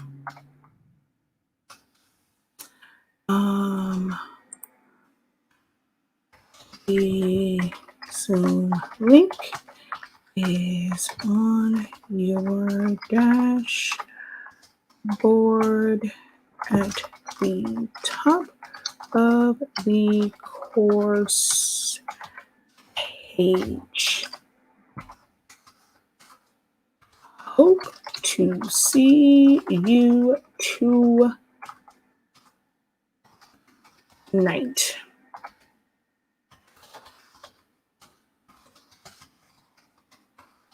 All right. Might want to spell greetings right, Shakeya. Okay. We're going to send that out because we're going to have a live refresher for Essential Silhouette Video starting at 6 p.m. So I only have an hour left on here, y'all. And then I got to figure out what I'm going to do for 21 days of Craftmas because it's my night and I forgot to go to Dollar Tree. But yeah, if you have enrolled in Essential Silhouette Studio, 30-day training, live refresher tonight. I know most of y'all probably are not going to check your emails, but it's okay. I blame my heart. Blame my mind, not my heart, because I've just been super, super busy. I did get a chance to send out that email beforehand and not really utilizing my email marketing like I should. 2023, I hate the word, but resolution is to be better with sending out proper email notifications. Like that is my goal for 2023 is to make sure that I'm actually utilizing what I pay good money for every single month, pay good money for Klaviyo, and I need to make sure that I am utilizing it more. Don't be like me. Don't spend money and don't use it. Yes, it's a tax deduction. It's not a full write-off. It's a good little deduction to help, as far as business expenses. But if it ain't making me no money, then it's a waste of money. So I definitely in 2023, I have to utilize my email marketing so much more because Klaviyo really, really does have a lot of great features. I mean, the flows that you can create with Klaviyo, where it really should be automated. Like I shouldn't even have to think about certain things. I know one of the flows that I definitely need to set up in Klaviyo is when people order the 812 cartridges, I need to send you the reminder that these may not work. You're taking on that risk, and also link to the videos of how to set it up and how to check it and all that stuff. I definitely need to set up that flow so that it goes out so we can kind of eliminate some of these questions about the chips. But yeah. So hello again. How art thou? Oh, wait, let's go ahead and double tap that screen over here. So if I can get you guys who are watching over on TikTok to go ahead and double tap the screen, that would be great. Now, I don't have to stay on. I have an hour until my class. I can go and chillax and relax until my class. If you guys have no questions, we've been on for almost 2 hours. This is more so for me because this is one of my last ones of the year. I will be off as of tomorrow evening. I will be done until 2023 when it comes to live chats. And, I will still be helping via messages and stuff like that and being on Facebook because that's just regular stuff, but I will be offline, no classes, none of that stuff after tomorrow evening. So I'm trying to stay on, but if you guys have no questions for me, I will get off. Go take me a little breather, a little relaxer, go lay down until my session start, and probably try and run to the Dollar Tree. But if not, I'm trying to think, what can I do? What can I do for a 21 days of craft with sublimation or pigment ink? Because I don't think I'm going to make it to the Dollar Tree, y'all. I ain't even going to lie. What should I do? What craft should I do? I should have went last night. I kept saying, I'm going to go tomorrow. I'm going to go tomorrow. Tomorrow's here, and I didn't go. My mother's going to come in here loud as all get out. She is about to come in here all loud. All right. No one's posting questions. I am not going to hold y'all. Okay, wait. When sublimating on dark cotton t-shirts, what method should you use? Nothing, because there is no such thing as sublimating on dark cotton. There is no such thing as sublimating on anything dark. There is no such thing as sublimating onto cotton. Sublimation is not just an ink or just a printing process. It is a process. The sublimation itself is an art. It's a process. You can never sublimate to those. Now, can you put a design onto a dark or cotton shirt utilizing ink from a sublimation printer? Yes. But in order to do that, you will sublimate glitter HTV. You will sublimate Easy Subli. Those, and you have ones like Subli Flock, or there's a company that's called Subli. They have a thing called Sublimate. You have Subli Cotton, and you have to cut those and then put them. So you have to have a cutting machine, or you're gonna what's called fuzzy cut with your scissors. But you are sublimating those items. You are not sublimating a black shirt or a cotton shirt. It's glitter HTV, Easy Subli, Subli Cotton, or Subli Flock, not regular flock. People think that you can do regular flock HTV. No, it's a special one because it has an additional coating on it. So Subli Flock, glitter HTV, Easy Subli, Subli Cotton. And there's a couple different versions of that. Someone will say, well, they have a sublimation HTV. It is something that I want to necessarily call it a knockoff, but once Caesar came out with theirs, now the powers that be over in China created their own version. Anyone can go white label it, go order them a palette, couple cases, put their name on it and say, hey, I have a sublimation HTV, which it basically is a version of Caesar's Easy Subli. That's all it is. So it's about which one, some people don't like the glitter feel.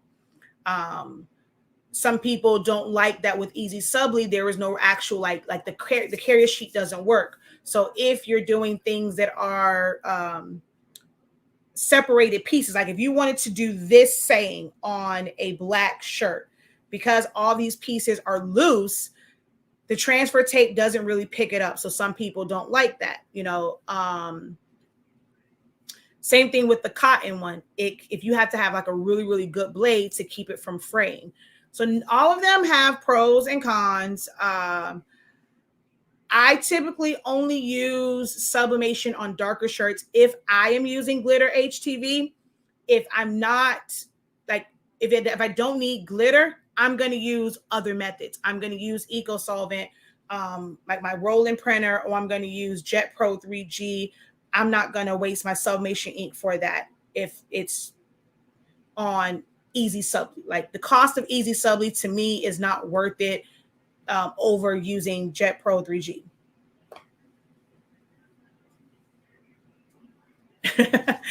whatever. Actually, I'm surprised she didn't come in here extra loud like she normally does.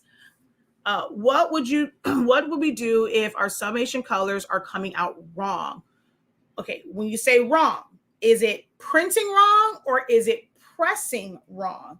A lot of people will avoid pressing the item to something like a test fabric or just pressing it at all because it seems like it's wrong coming out of the printer, which it really isn't. Sublimation ink is heat activated, so normally it is different in color. Although I did notice that with the sawgrass, it wasn't like too off in color. But if it's coming off wrong when you press it, so when you're printing it, get test fabric.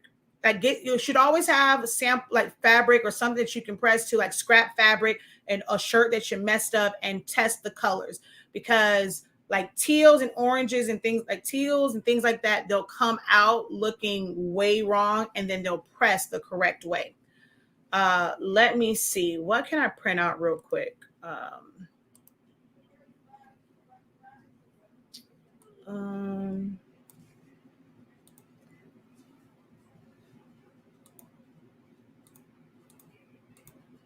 Oh, wait, you know what?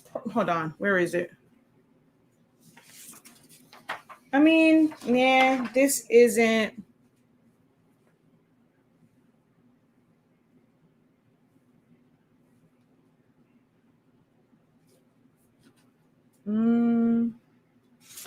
Okay, hold on. File open. Hello, how are you? Thank you for joining my live. If you have any questions, this is my last Q&A, last Wednesday Q&A for 2022.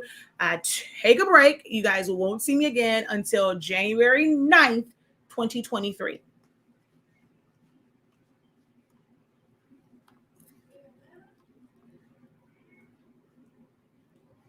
Dun, dun, dun, dun, dun, dun, dun, dun, dun.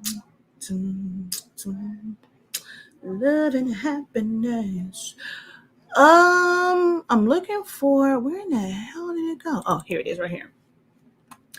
I am absolutely incredible. How are you?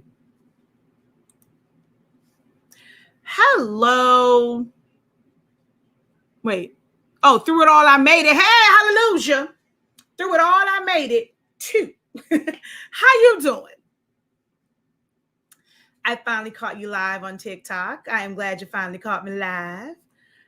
I'm going to open up this file so I can print it out. My brother sent me individual pictures of him and his kids sitting and standing. How can I combine them to make one background picture to sublimate to a puzzle? I just started essentials. Woo. Well, I mean, it really depends on how different the images are as far as like how you arrange it. So the first thing, of course, is going to be to remove the backgrounds of them. It may not still like completely be cohesive because, you will lose like some of the natural shadows and things like that. The best that you can do is, if you really want them to look like they're all together, is of course remove the background. You can do things like remove.bg. If you're going to pay for it, you want it to be high resolution, or you can try and manually take the background out.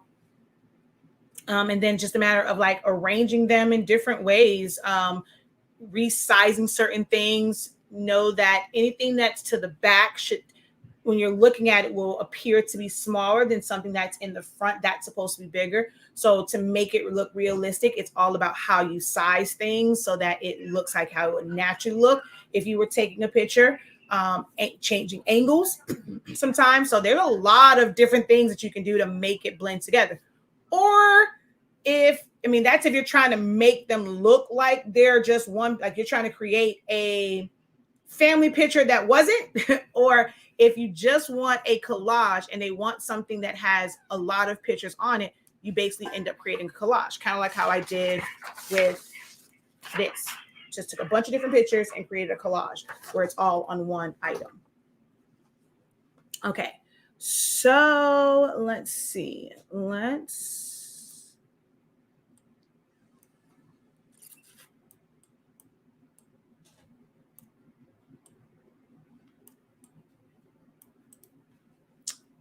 copy this.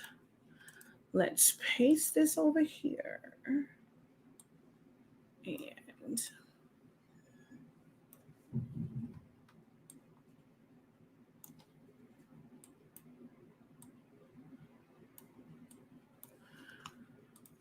okay, I'm going to change this because I think the paper that's over there right now is 13 by 19.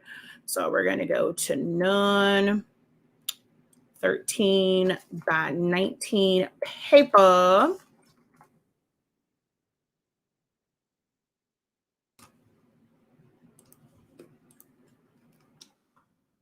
I'm trying to look around my camera. So I know I look like a crazy woman moving my head back and forth, but I'm trying to see around my camera. Goodbye, Scam Likely.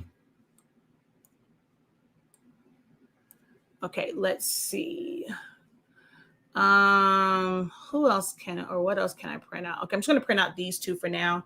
Print 7720. Preferences, that one, and print. Oh wait, the tray's not in there.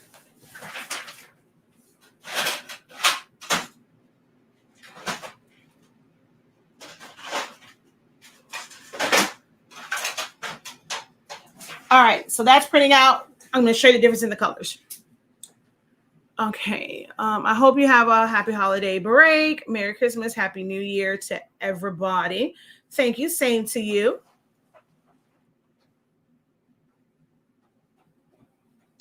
What haven't I printed from the Dollar Tree yet? Well, I don't have time to really go. They were doubt they're going to have anything. I'm trying to figure out what can I do in-house. I was going to do a different Dollar Tree craft, but I didn't make it there, and I got essentials, and my goal is to like really go right into it after I finish essentials, so I can get it done and go home. So I'm not gonna be able to make it to the Dollar Tree. So I'm trying to figure out what can I do in-house, whether it's just design wise or what. I wanted to really do a craft, but I didn't properly plan. Thank you. I didn't think of a collage. That would be my best bet until I learn silhouette. Yeah, we just did a whole class learning about collage. I taught them how to do all kind of great collages in Silhouette Studio the other day. That was yesterday's class. Hey.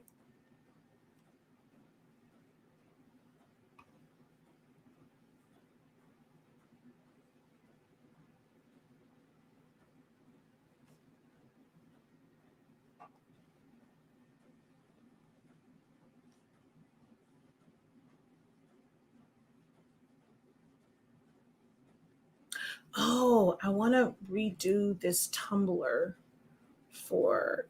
I got to go to I have to go to Walmart. Actually, we're supposed to bring it today. Oops, my bad. Take hot cocoa and stuff like that. They wanted to do something for the teachers.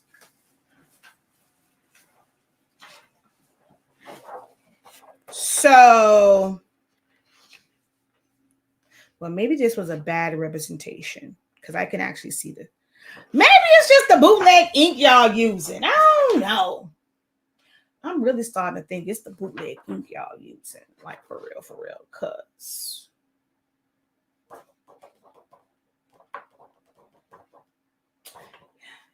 not having no problems. Actually, I don't even know how this is going to print out. So let's. Here. Are you plugged in? Yeah, we're going to turn you on just to test like a little sliver of this. Okay, let's see. File, open.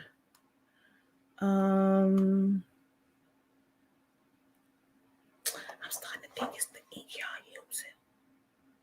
Because I don't be experiencing these issues that y'all be having. I be trying to recreate them for y'all, but then I go and print some out and I don't have them problems. I don't know what to tell y'all. Cause I'm telling you, I be trying to help y'all out and recreate some of these issues, y'all be having. But I don't have them issues. So it'd be kind of hard. It'd be kind of hard trying to recreate these issues for y'all that y'all are experiencing. Because some of these issues I literally never have. Okay, let's group you. Oh, you heated up fast over there. Okay, no, delete. We're gonna copy.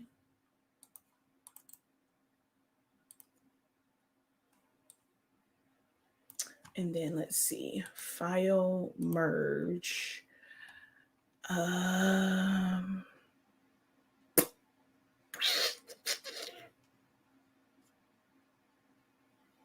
Let's merge this one.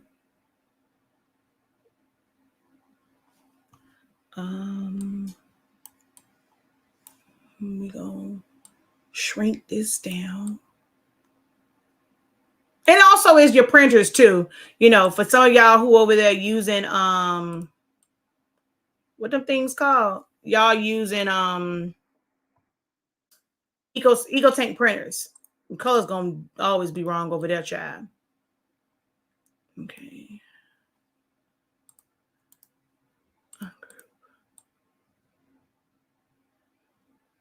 Okay, so there's that one, and then I'm gonna do one more. File, print.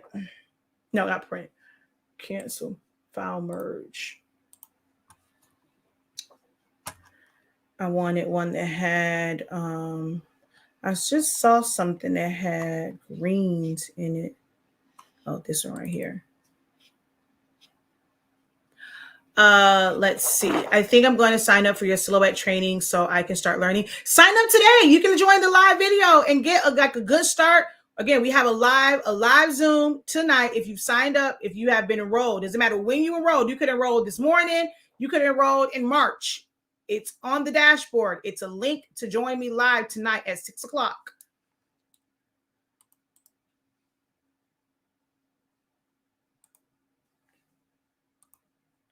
And so you can jumpstart it with a full-on live session and, you know, get your questions answered in real time, see some real-time examples of different things.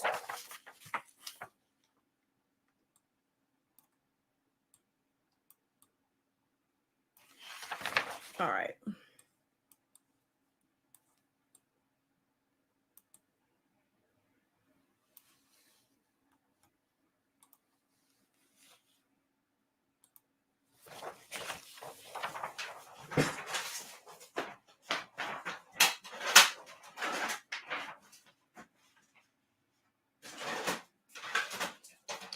Okay.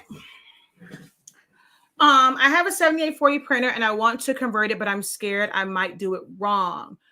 Watch my video. If you follow me, you can't go wrong. Set it up. I'll tell you how you cannot go wrong. Don't listen to everybody that's going to tell you, don't start with the Epson ink. It's going to make it so wrong. You're going to mess up. It's going to take all these printhead cleanings. Don't listen to them. They don't know what they're talking about.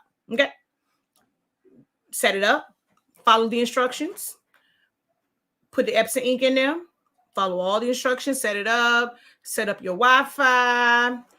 If you don't mess that part up, you halfway there. So set it all up with the Epson stuff. Once you verify that it works, your Wi-Fi works, you send a test print via Wi-Fi, everything is working. Do a nozzle check, everything's printing out.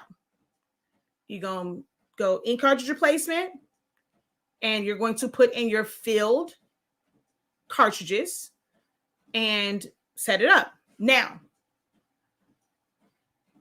it may happen where a chip doesn't read. Know that you have not done anything wrong. Unfortunately, that is the downside of the newer printers, is sometimes the chips don't read in certain printers, but it will read in another one. You have done nothing wrong in that. That's just the way that those chips and this whole setup it works now. Like, you've done nothing wrong. When you fill it, just make sure like your chips can read, and like if your color's messed up, it's probably going to be because you left the back vent plug filled, like unplugged.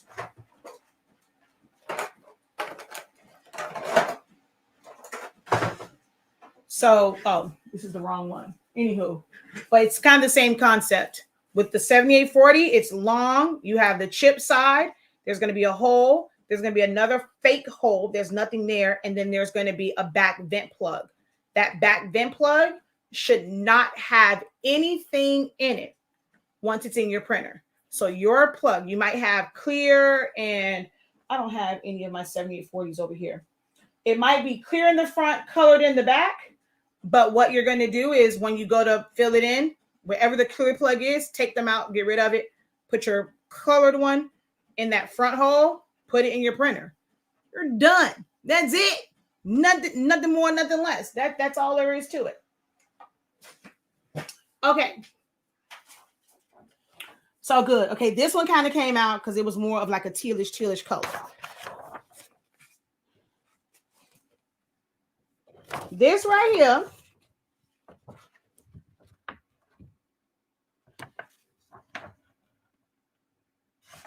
is this. Oh, wait. Oh, Lord.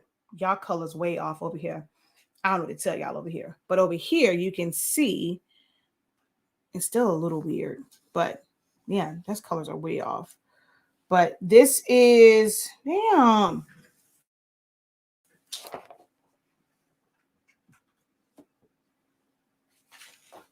Let me see. I don't know what's wrong with this. Why it's looking so weird. Like it's like the light is shining and it looks weird. But this is teal.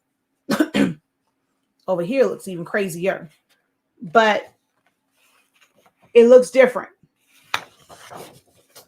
This here is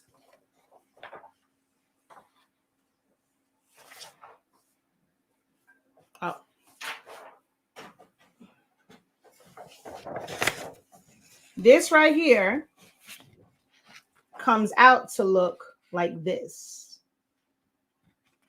Oh, look, you can finally see the green. See, I don't know. Some people don't. Okay, look at how light that green looks on here, but look at how bright it looks on there. So not y'all aren't going to get the green. I know it's not coming out right over there, but the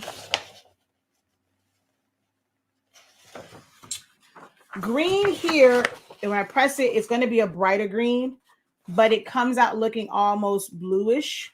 I mean, mine is, it's a deep green, but it's actually supposed to be a little bit brighter. Now, my green on Blessed looks green. A lot of y'all get a lot of blues whenever you print greens.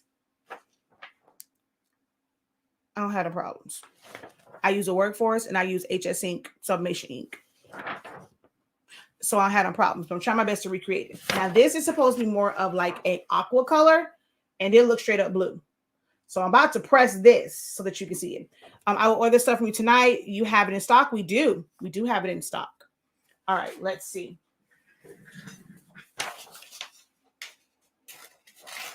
Let's see how this little color right here comes out.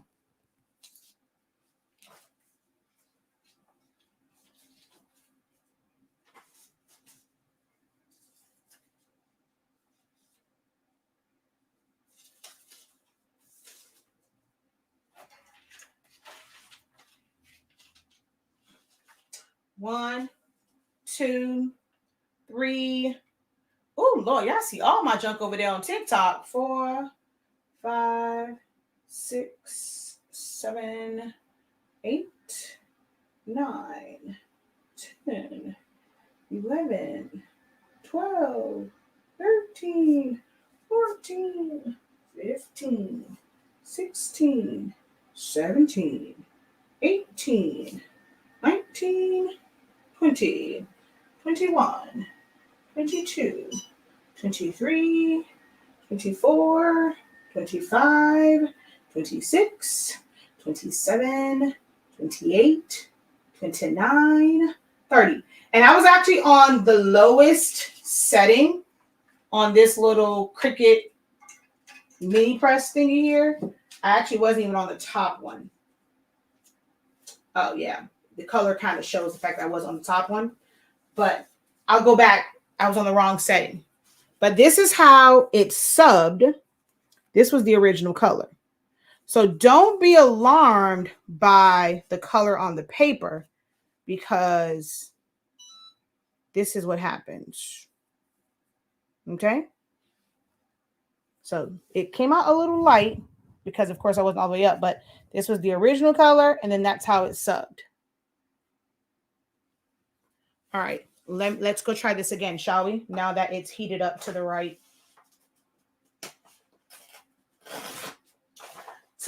setting.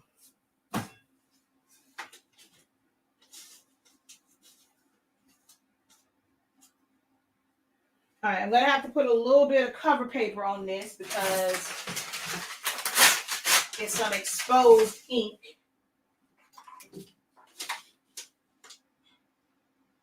All right, 1, Mississippi 2, Mississippi 3, Mississippi 4, 5, Mississippi 6, Mississippi 7, Mississippi 8, 9, 10, 11, 12, 13, 14, 15, 16, 17, 18, 19, 20, 21, 22, 23, 24, 25, 26, 27, 28, 29.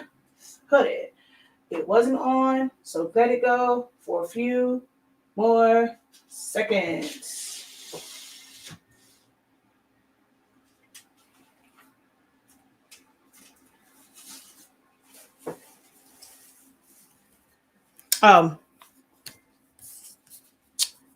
Before and after. Before and after. So be ye not alarmed by what the color looks like on your paper. Ooh.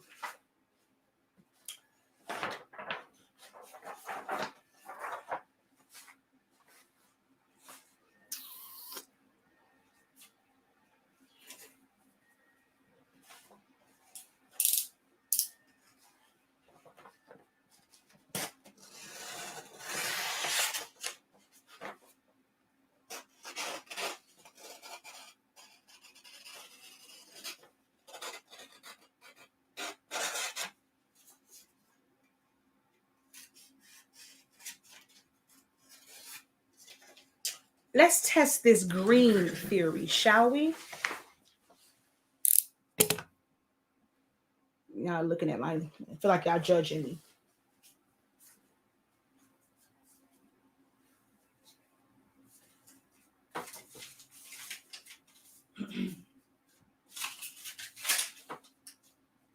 I'm only covering this up because I don't want this towel on my little press over here. So we're going to go 1, 2, 3, 4, 5, 6, 7, 8, 9, 10, 11, 12, 13, 14, 15, 16, 17, 18, 19.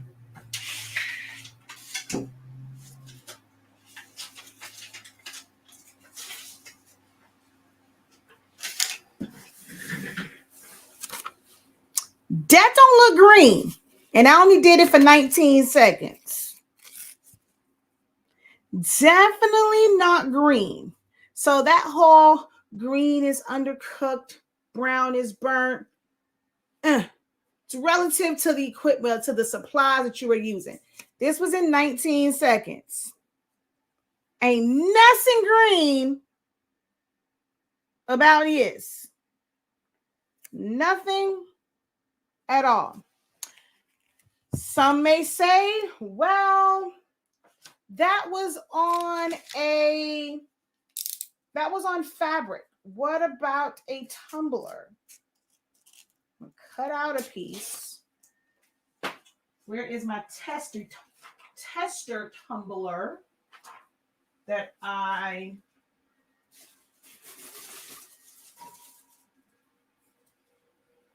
put ish on when I want to test it?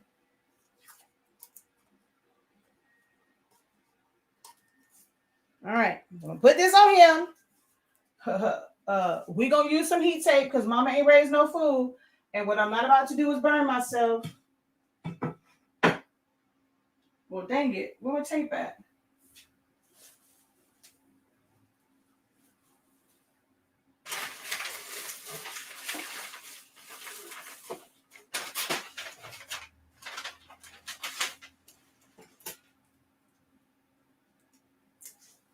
All right. Let's tape down to it.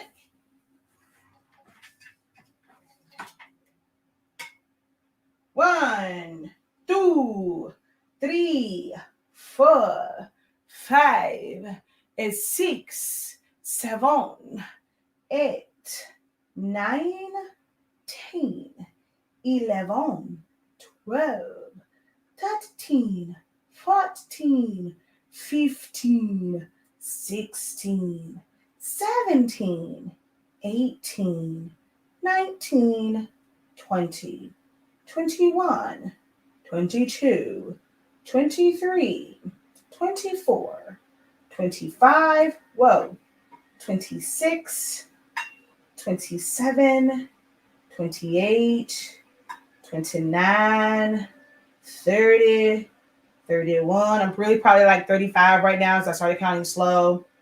Probably around like 40 now.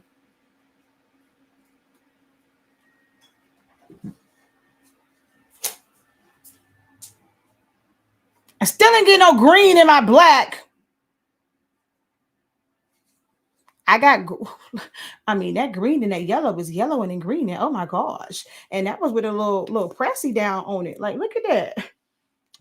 So I don't know where folks get this green is undercooked, and I don't know where they get it from. I don't know. Because over here, we don't have no problems.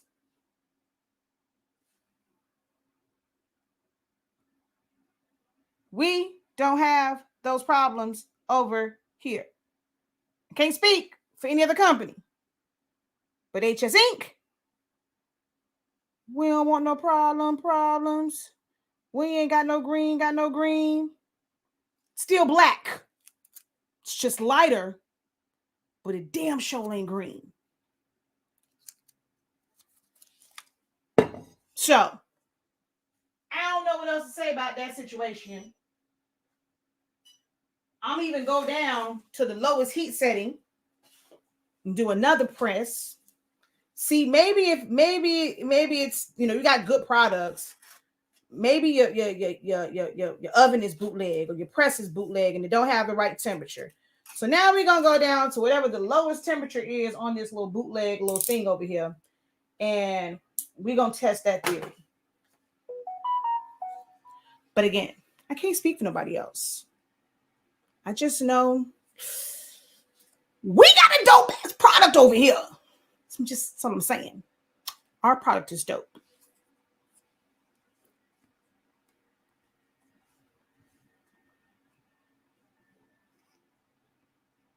It's the paper and the ink, period. Exactly.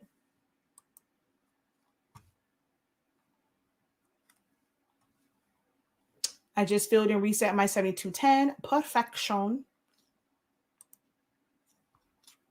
So y'all can head on over to HSINK365.com. I mean, you tired of being frustrated with your colors and your results? Go get the best. All right. We are down to whatever the setting is at 1 for the easy press. So I'm going to press it and see. I'm trying to recreate green for y'all. 1, 2, 3, 4, 5, 6, 7, 8, 9, 10, 11, 12, 13, 14, 15, 16, 17, 18, 19, 20, 21, 22, 23, 24, 25. I'm getting it for 25 seconds.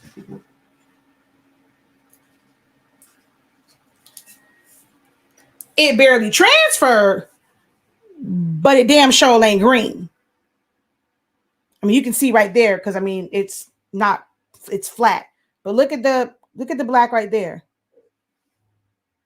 It ain't green. In black. In black. Wait, which way? It's definitely not green. The green is green, but the black is black. And that was 19 seconds and whatever the lowest temperature is on that little thing over there. But green, she is not. Green, she is not. So if you're having problems, holler at them folk that you brought your ink and paper from. See if they can help you figure it out. Because I can't help you. My products don't do that. Hey, how you doing, Hans? Okay, I still don't know what I'm going to do for 21 days of craft. Oh my God. I don't know what I'm going to do. I really wanted to do a regular craft. I haven't crafted in so long, but I don't know what I'm going to do, y'all, for 25 days of Craftmas. I don't know. I should have known to not volunteer. I was going to be super busy this week. Shoot. All right. If you are signed up for Essentials to Silhouette Studio, I'm about to go and put a post in the groups as well. There is a Zoom link there. I will be on at 6 o'clock answering any questions that you guys have, reviewing lessons from the 30-day training. We cannot review all of them. It is 30 days of information in the 30-day training, but I will be live. So if you have questions, if you were struggling with something and you want to share your screen, be able to get like help in real time with something that you are working on from the class, definitely go ahead and join the Zoom. If you still want to sign up for the class, you definitely can. And you can attend the Zoom session. So you're kind of getting a live teaching. But the bulk of it was recorded back in March of 2022. This is the last one, because hey, I'm off after tomorrow. But definitely come on. One of my last Zooms. Tomorrow's class will be I was going to do a Shopify, but the person who wanted it ended up booking a one-on-one session with me. So I can actually leave at a decent time tomorrow. What was I about to say? Tomorrow's class will be my last live class of 2022.